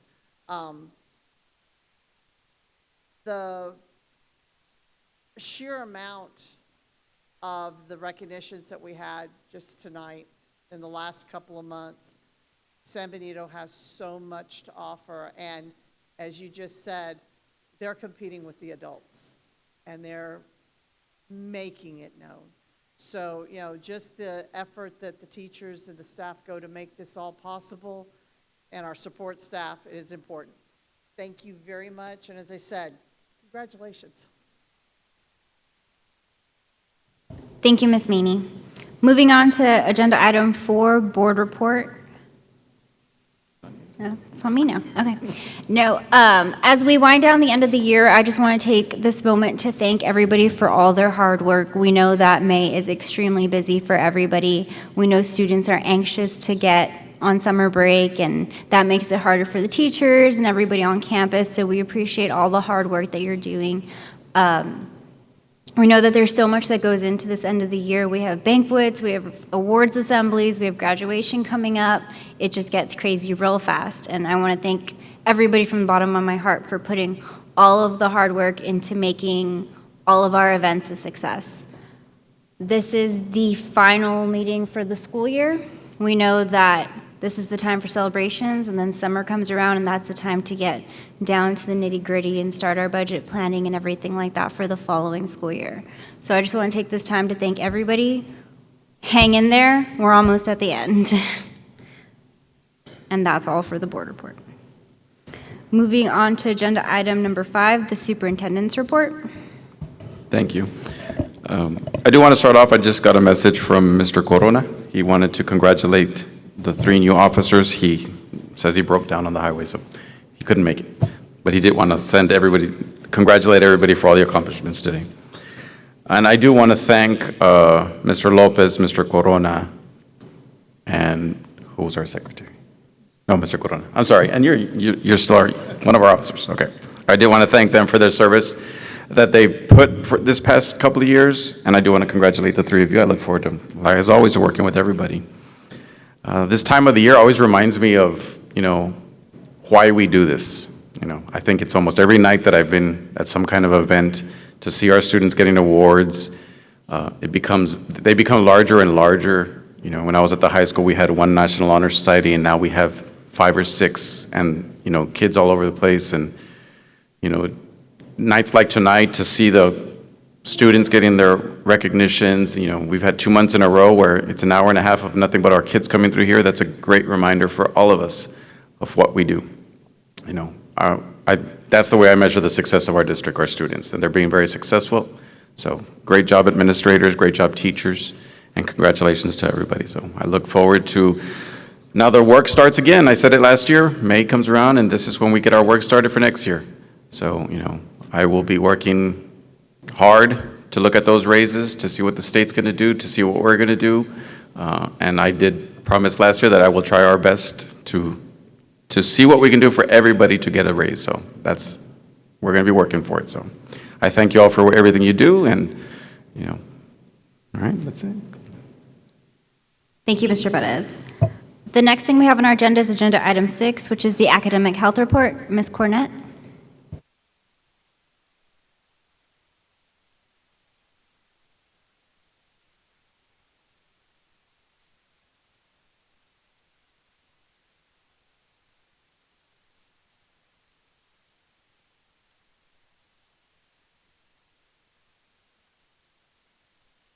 Good evening, everyone.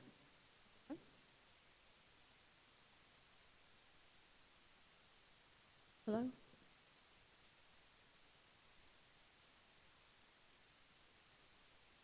Good evening.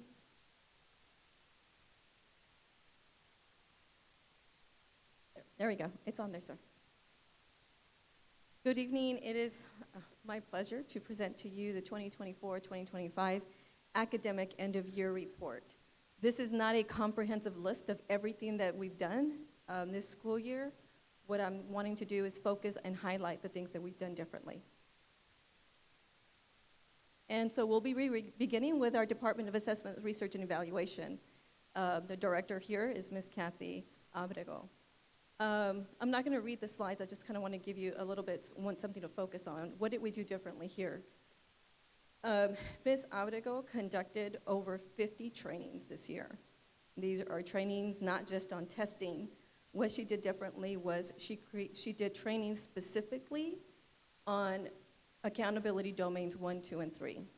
She wanted to make sure that there was a clear understanding of how those domains are calculated for each campus and for our district, so that everybody understood what part they played in that accountability system. What's more on that, she not only did the trainings for our district leadership and for our campus leadership, she pushed into the campus and did trainings for teachers. Second thing I want to highlight here is that she also, she also provided resources. One of the main ones here is the playground. So the playground was something that she created where individual campuses could enter their information and then change different aspects or different points to determine what they needed to do to achieve their goals. These were very beneficial in the goal setting, not only for the campus leadership team, but also for grade level teams and individual teachers. Each teacher was able to use this playground to identify their goals and use it for planning purposes. Instructional implementation. So here, what we wanted to focus on, this is Ms. Atkinson for elementary and Ms. Fernandez for secondary. They both have, and again, this is just highlighting some of the things that they've done differently. Of course, for Ms. Atkinson, she's been working really hard on the Texas Reads, Texas Leads grant, where it's developing a reading framework. And she also took charge of our daycare partnerships and our pre-K3 program, a lot of work into that. Ms. Fernandez has been working on secondary. Specifically, I don't think she wants to hear me say the word handbook again, because she's established and created a lot of handbooks to make sure that we have systems, clear systems and processes in place for how things need to get done. The most important thing here is that we have a collective approach between these two ladies working as a team to have a systematic approach and processes from pre-K to 12th grade on how we get things done. And they did a phenomenal job with that. Special populations. Here we have bilingual with Ms. Belinda Gonzalez and special POPs, special services with Mr. Ernesto Manriquez.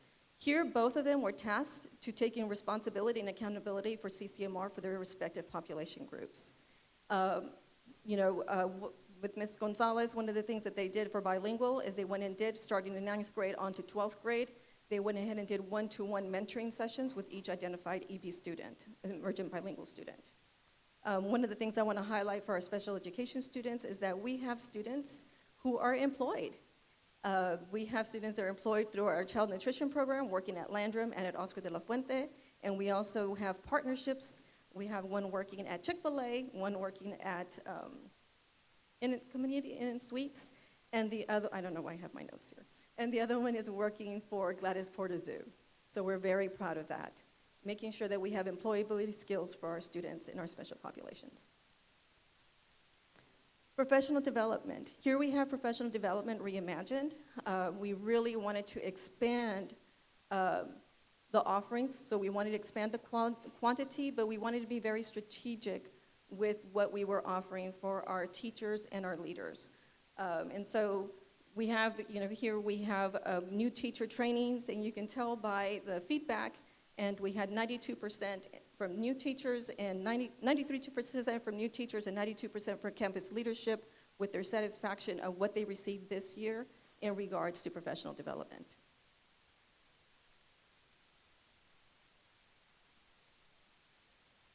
Counseling. In counseling, we were focusing on the well-being of our students. Professional development, that's Ms. Araiza, Marlene Araiza, Director for Professional Development.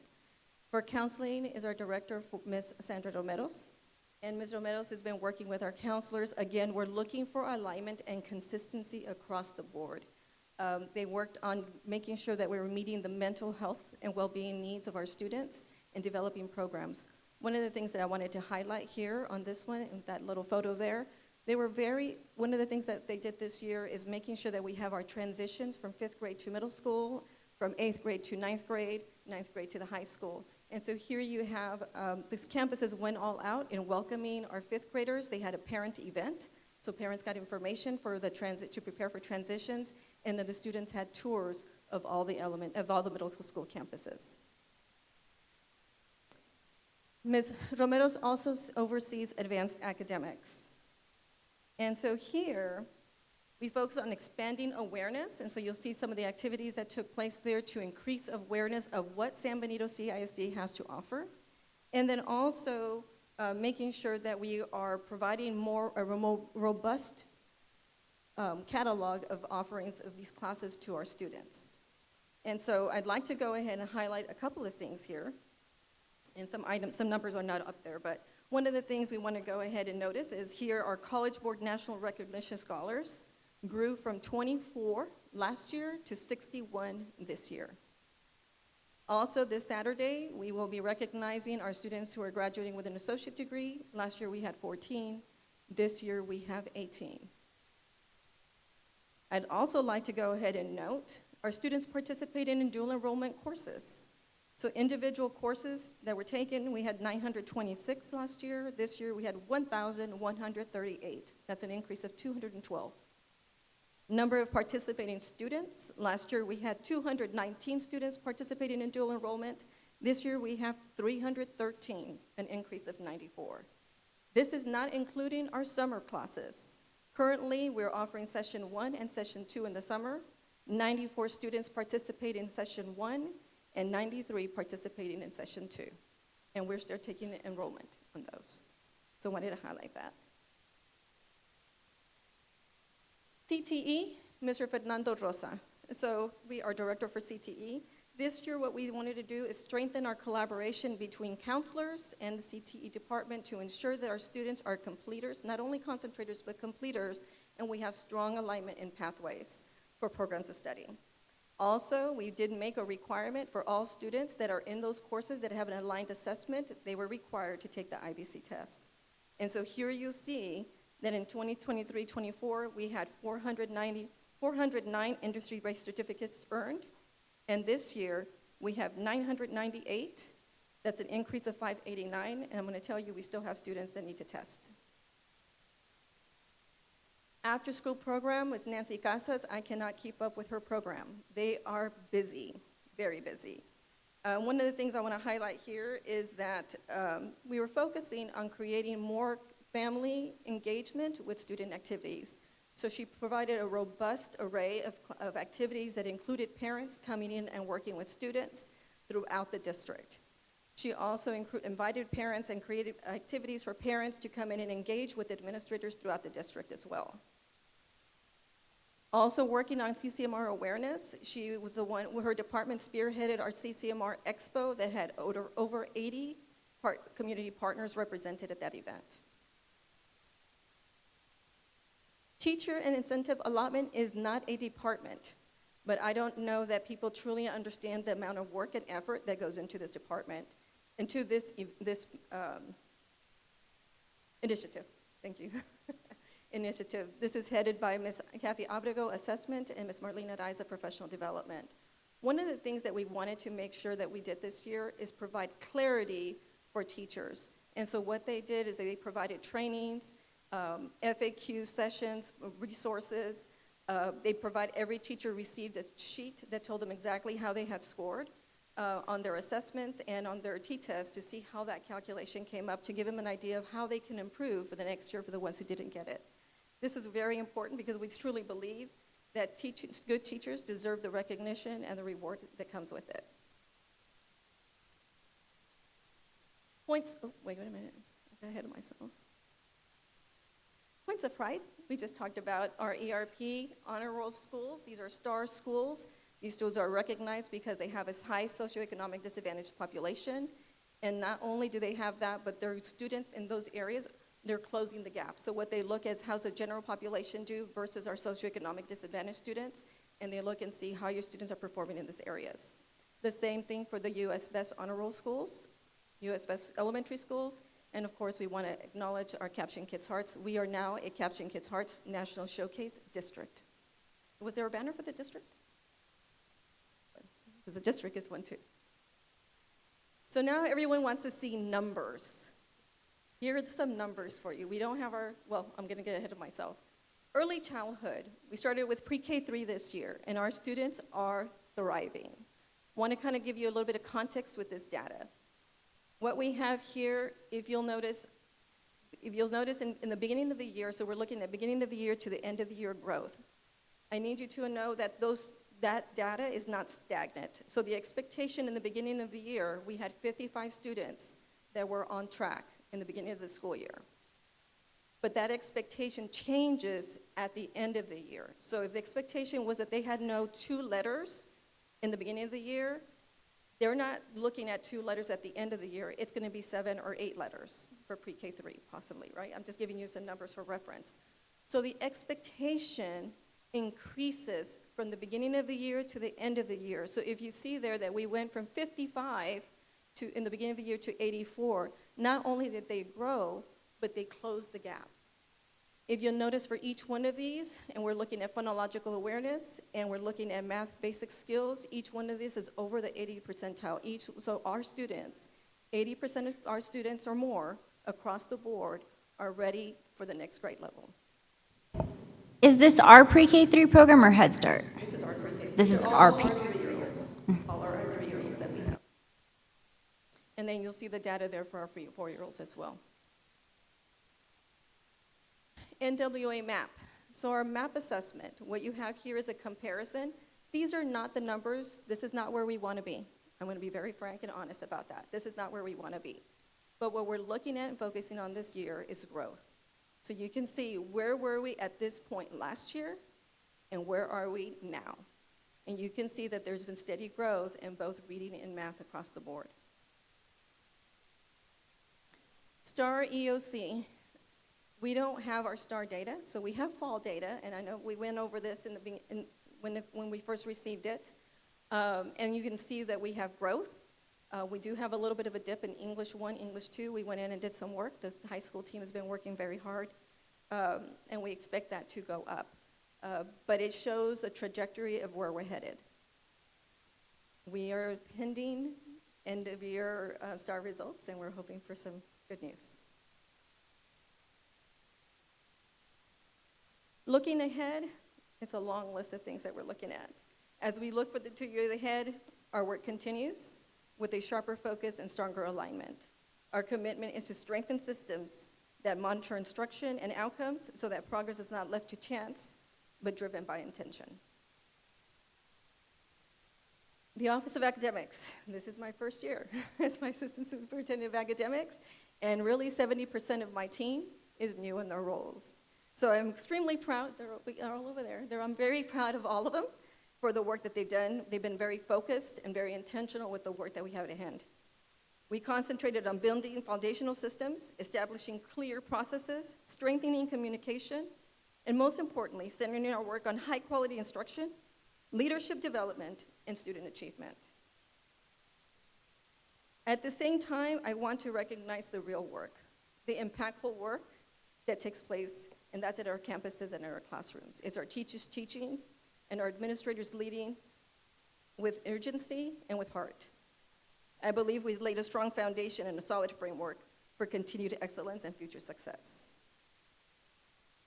So as we close the year, we're not just proud of what we've done, we're proud of how we've done it. Intentionally, collaboratively, and always with students first. Thank you. Thank you, Mrs. Cornett.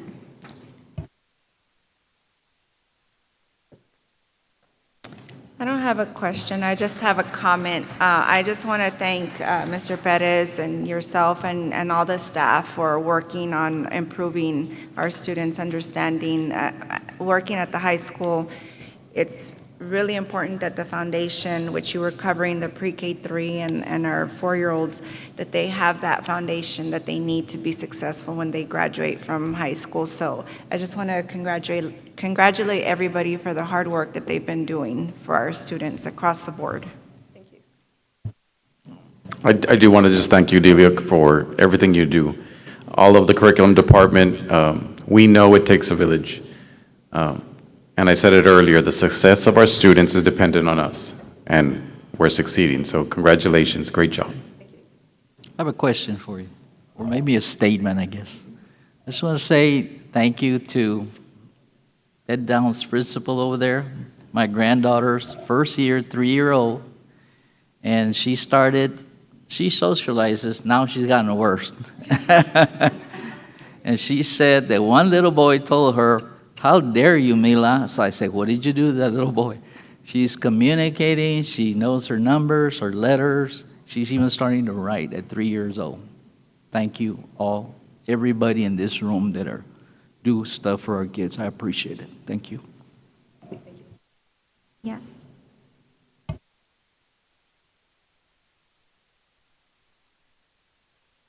Okay, moving on to agenda item 7, consent agenda academic services. In order to promote efficient meetings, the board may act upon more than one item by a single vote through the use of consent agenda. Consent agenda items placed on the agenda will be marked with an asterisk. Consent items for which no board discussion is anticipated and for which the superintendent recommends approval. Prior to the time which approval of consent agenda is had, at the request of any member of the Board of Trustees, any item on the consent agenda shall be removed and given individual consideration. Agenda item 7.1, request for approval of the agreement between San Benito CISD and Region 1 ESC Texas Curriculum Management Program, TCMPC, for the 2025-2026 school year. Questions?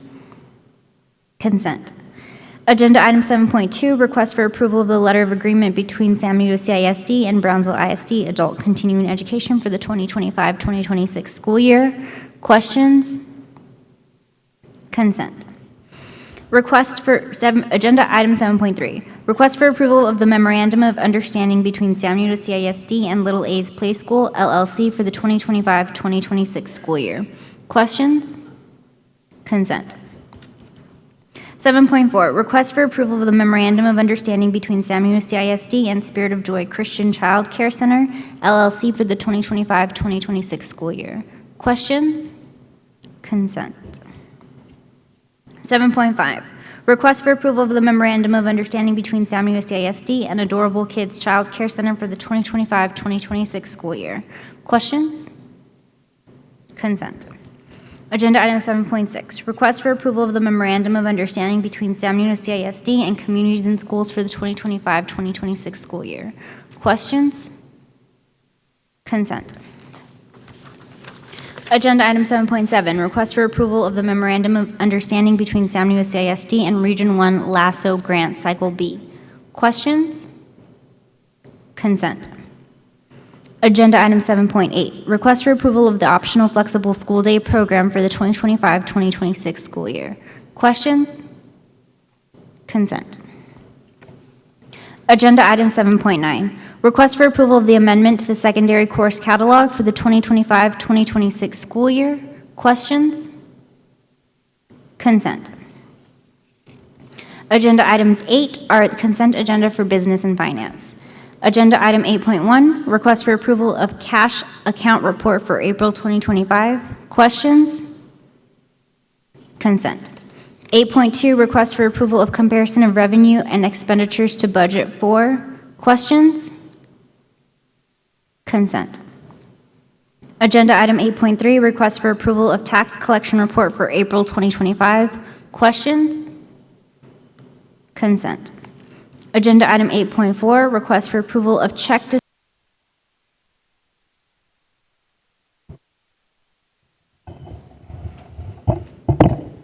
disbursement report for April 2025. Questions? Consent. Agenda item 8.5, request for approval of gifts bequests for the 2024-2025 school year. Questions? Consent. Agenda item 8.6, request for approval of budget amendments. Questions? Consent. Agenda item 8.7, request for approval of purchases over $50,000. Questions? Consent. And 8.8, request for approval of the TASB Risk Management Fund for Workers' Compensation Insurance for 1 additional year. Questions? Consent. Agenda items 9 will be consent agenda for administration. Agenda item 9.1, request for approval of revisions to the 2024-2025 compensation plan. Questions? Consent. Agenda item 9.2, request for approval of revisions to board policy BDAA local. Questions? Consent. Agenda item 9.3, request for approval of board minutes, April 16th, 2025 regular board minutes, and April 30th, 2025 special board/joint meeting with the City of San Benito. Questions? Consent. Okay, since there were no questions, can I have a motion to approve all of the items on the consent agenda? So moved. And a second. Second. I've got a motion by Mr. Gomez and a second by Mr. Villarreal. All those in favor? Motion passed.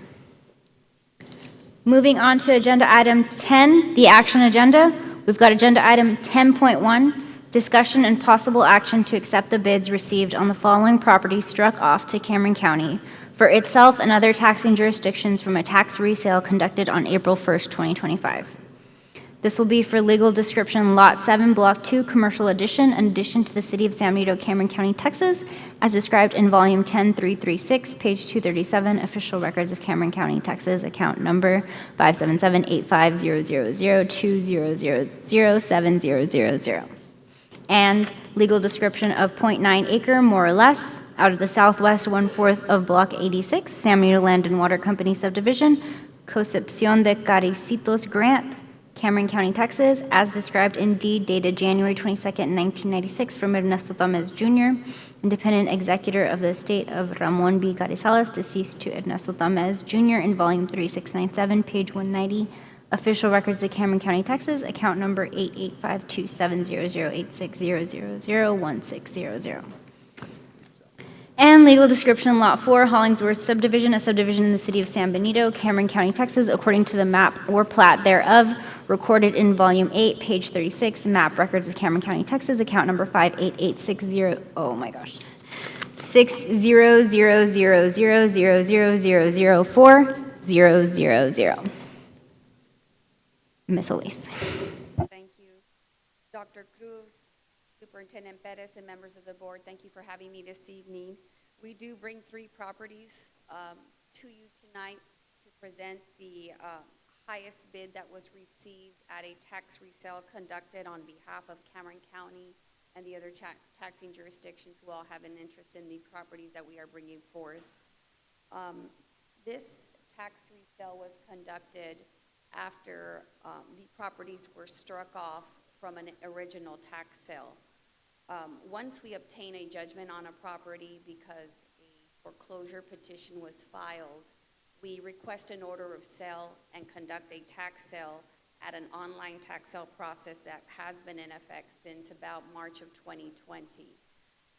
That online tax sale process is very convenient because it allows for competitive bidding, it allows for increased bidders. Historically, previous to that, tax sales were conducted at the courthouse steps by statute the first Tuesday of every month. The online bidding process now allows for an increased amount of bidders to come forward and bid on these properties through the online sale process. Once a property is offered for sale, if there are no bidders that are received, the property is then struck off to the taxing jurisdictions who have an interest in the property. So these 3 properties were previously offered at a tax sale and no offers were received. At the time that the property was struck off, the property then becomes ownership of the taxing jurisdictions who have an ownership in the property. It is not incurring any tax liability. In order to facilitate getting new owners for the property so that they are now incurring that tax liability, and there is someone that could possibly maintain these properties, we conduct a tax resale. Historically, tax resales usually would have brought in much lesser amounts. Because of this online bidding process, we are actually seeing where, even though they did not receive the minimum bid at a tax sale, sometimes they will surpass that minimum bid. What we bring to you and we have provided is a packet of information that details the 3 properties that we have brought forward. In this packet of information, you will see where the properties are located, what was originally owed to all of the taxing entities, any costs of sale that we are required by statute to collect first through any bidding, and then what would be distributed to each taxing entity based on the proportionate amount of the judgment. I will tell you that we do have one property that an offer was made by the city of San Benito. City of San Benito, of course, will not pay anything that is owed to them, but they are going to be paying the total amount due of what was owed on the judgment. So San Benito ISD, should they accept this bid, will actually receive a little bit more from that proportionate amount. If the city of San Benito property is approved by you all, that property would not go back onto the tax roll. It would still maintain its exemption and not be incurring any further tax liability. But I think the packet that we've put together is pretty detailed and informed as far as any questions you may have regarding any of these properties, and I welcome any questions that you have at this time.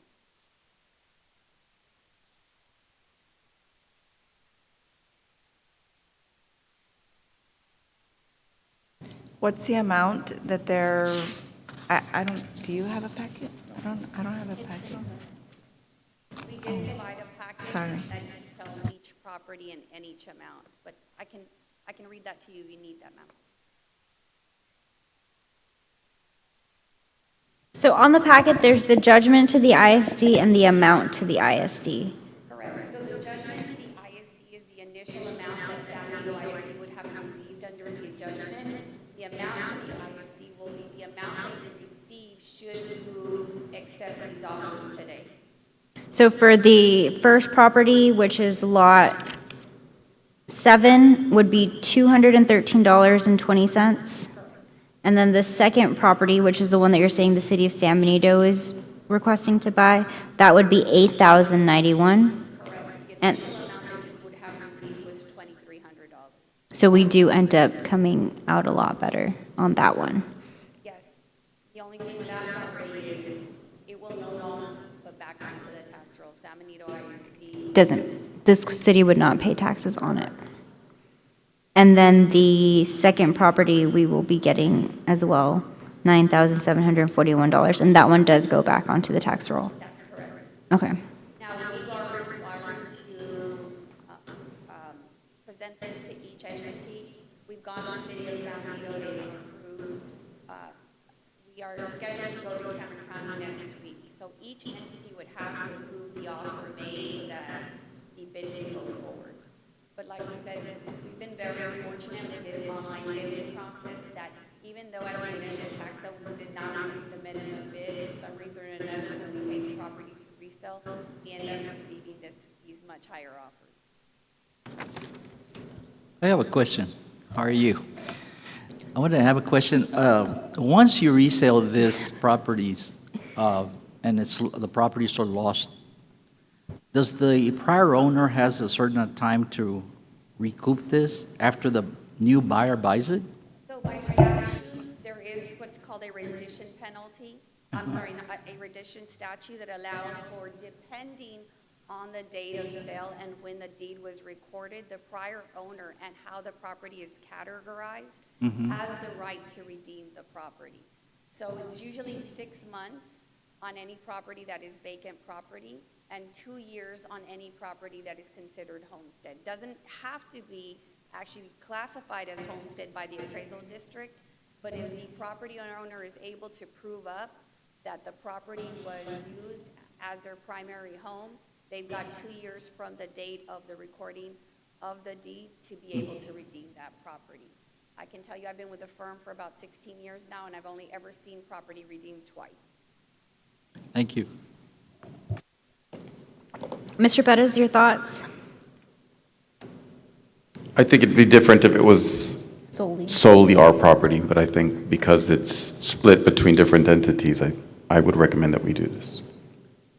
Okay. Moving on to agenda item 10.2, which is the request of approval of the resolutions approving the highest bids received on the tax resale conducted.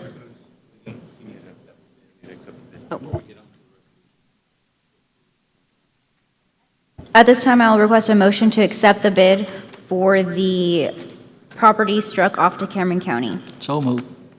I've got a motion by Mr. Gomez Second. and a second by Mr. Villarreal. All those in favor? Motion passes. Moving on to agenda 10.2, which is the request of the approval of the resolutions approving the highest bids received on the tax resale conducted on April 1st, 2025 for the above-mentioned properties. And these two items just go hand in hand. This is just the resolution approving the bids. Okay, so the resolutions have already been worked up, and we just need the motion to approve. So at this time, I'd ask for a motion to approve those resolutions. So moved. And a second. Second. Okay, I've got a motion by Ms. Hernandez and a second by Mr. Villarreal. All those in favor? Okay, motion approved. Thank you, Ms. Solis. Moving on to agenda item 10.3, which is discussion and possible action to utilize the Moat Casey Interlocal Cooperative for Integrated Efficiency for proposed projects as recommended by administration. Mr. Bettis? So I asked for this to be put on the agenda the last 2 board meetings. We joined the Moat Casey Cooperative 2 months ago, and then we spoke to the people from the electric company, and we signed our agreement with them. So this is asking for me to have permission to start discussions with the electric company. So they have a loan system that they do, and this is for construction items. I have a list of things that we would like to do over the summer. Again, we always try to stay away from dipping into our fund balance in big chunks, but some of these items are big items. Now, again, it's not giving me permission to just say, yes, we're going to do the project. I will always bring it back to board for approval. But I'd like to start talking to them about some of the items. And I did check to see what items are allowed, and it's anything construction-wise. So I'm proposing, we are going to have to do, because of safety reasons, we are going to have to do our Bobby Morrow track. It's become hard. The students are getting hurt. It's over 7 years. It needs to be done. We already know that the VMA canopy project is something that we've been doing in pieces because it is so expensive, and I'm thinking if we can do this in one swoop, one summer, or maybe into the first couple of months of the year, it needs to get done because there's a lot of rust. Well, it could become dangerous. The lighting at the stadiums could be another project that we want to work on. I know we've looked at the elementary gyms. This is also something that could be covered to possibly put ACs in all of these. I know we have one that has an AC in it, but maybe we can do the other 10, or we can do a couple at a time. But that's a project that I'd like for us to do. And then the last one is our scoreboard. Our scoreboard over the years, it's needed updates. It's to the point to where some of the bulbs aren't working, some of the things aren't working on it. You know, we've had to make little plaques that say guests and visitors when it used to be digital. So we would like to look at the scoreboard also. All of these projects do fall under the agreement with them to look at it.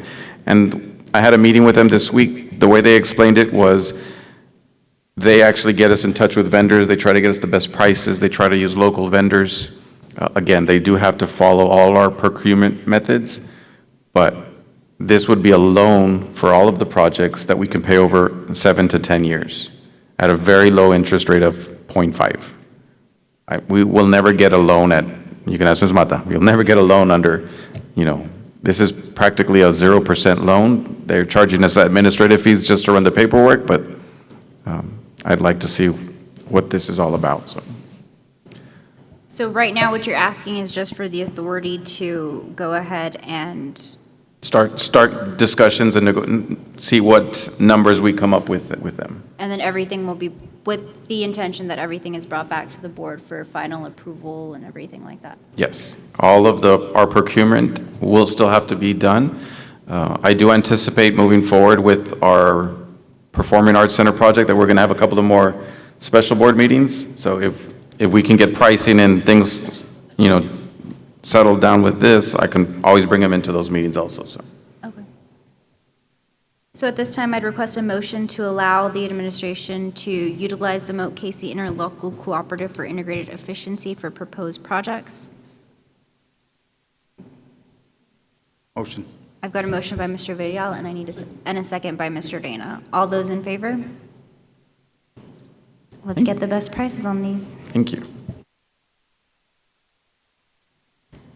Okay, at this time, we move into the closed meeting. In accordance with Texas Government Code, the Open Meetings Act, the board may move into closed session for the following reasons. Section 551.07, for the purpose of a private consultation with the board's attorney on any or all subject or matters authorized by law. Section 551.074, for the purpose of considering the appointment, employment, evaluation, reassignment, duties, discipline, or dismissal of a public officer or employee, or to hear complaints or charges against a public officer or employee. And Section 551.082, certain school board deliberations. It is 7:55, and we are moving into closed session. It's 10 p.m., and I'm going to reconvene this meeting into open session. As discussed in executive session, I'm going to ask for a motion to approve the legal update as discussed. Motion. I've got a motion by Mr. Dana. Second. And a second by Mr. Gomez. All those in favor? Okay, motion passes. Agenda item 12.1, employment, resignation, retirement, and terminations. Mr. Perez? Yes, I ask the board to approve the employment, resignations, retirement, and terminations as discussed in executive session. So moved. We've got a motion by Ms. Hernandez Second. and a second by Mr. Villarreal. All those in favor? Motion passed. Agenda item 12.2, discussion and consideration to renew term contracts for teachers, librarians, nurses, RN, and instructional coaches for the 2025-2026 school year. Mr. Perez? As discussed in executive session, I ask that the board approve renewed term contracts for teachers, librarians, nurses, and instructional coaches for the 25-26 school year. So moved. I've got a motion by Ms. Hernandez Second. and a second by Mr. Gomez. All those in favor? Motion passes. Agenda item 12.4, discussion and possible action on the non-renewal of the 2024-2025 term contract for teacher AT. Yes, as discussed in executive session, I ask for action on the non-renewal of the 24-25 term contract of teacher AT. So moved. Motion by Ms. Hernandez, Second. second by Mr. Villarreal. All those in favor? Okay. Going back to 12.3, discussion and consideration to renew probationary contracts for teachers, librarians, nurses, RN, and instructional coaches for the 25-26 school year. Yes, as discussed in executive session, I ask for the renewal of probationary contracts for teachers, librarians, and nurses, and instructional coaches for the 25-26 school year. So moved. Second. Agenda item 12.5, discussion and possible action. Oh, sorry. I've got a motion by Ms. Hernandez and a second by Mr. Gomez. All those in favor? Motion passed. Agenda item 12.5, discussion and possible action on the recession of the termination of probationary contract and related agreement. Yes, as discussed at executive session, I ask the board to approve the recession of the termination of probationary contract and the related agreements. So moved. I've got a motion by Ms. Hernandez. Second. And a second by Mr. Reyna. All those in favor? Okay, motion passed. I am now asking for a motion to adjourn the meeting. So moved. I've got a motion by Ms. Hernandez. And a second by Mr. Fidel. All those in favor? It is 10:03 and the meeting is adjourned. Good night, everyone.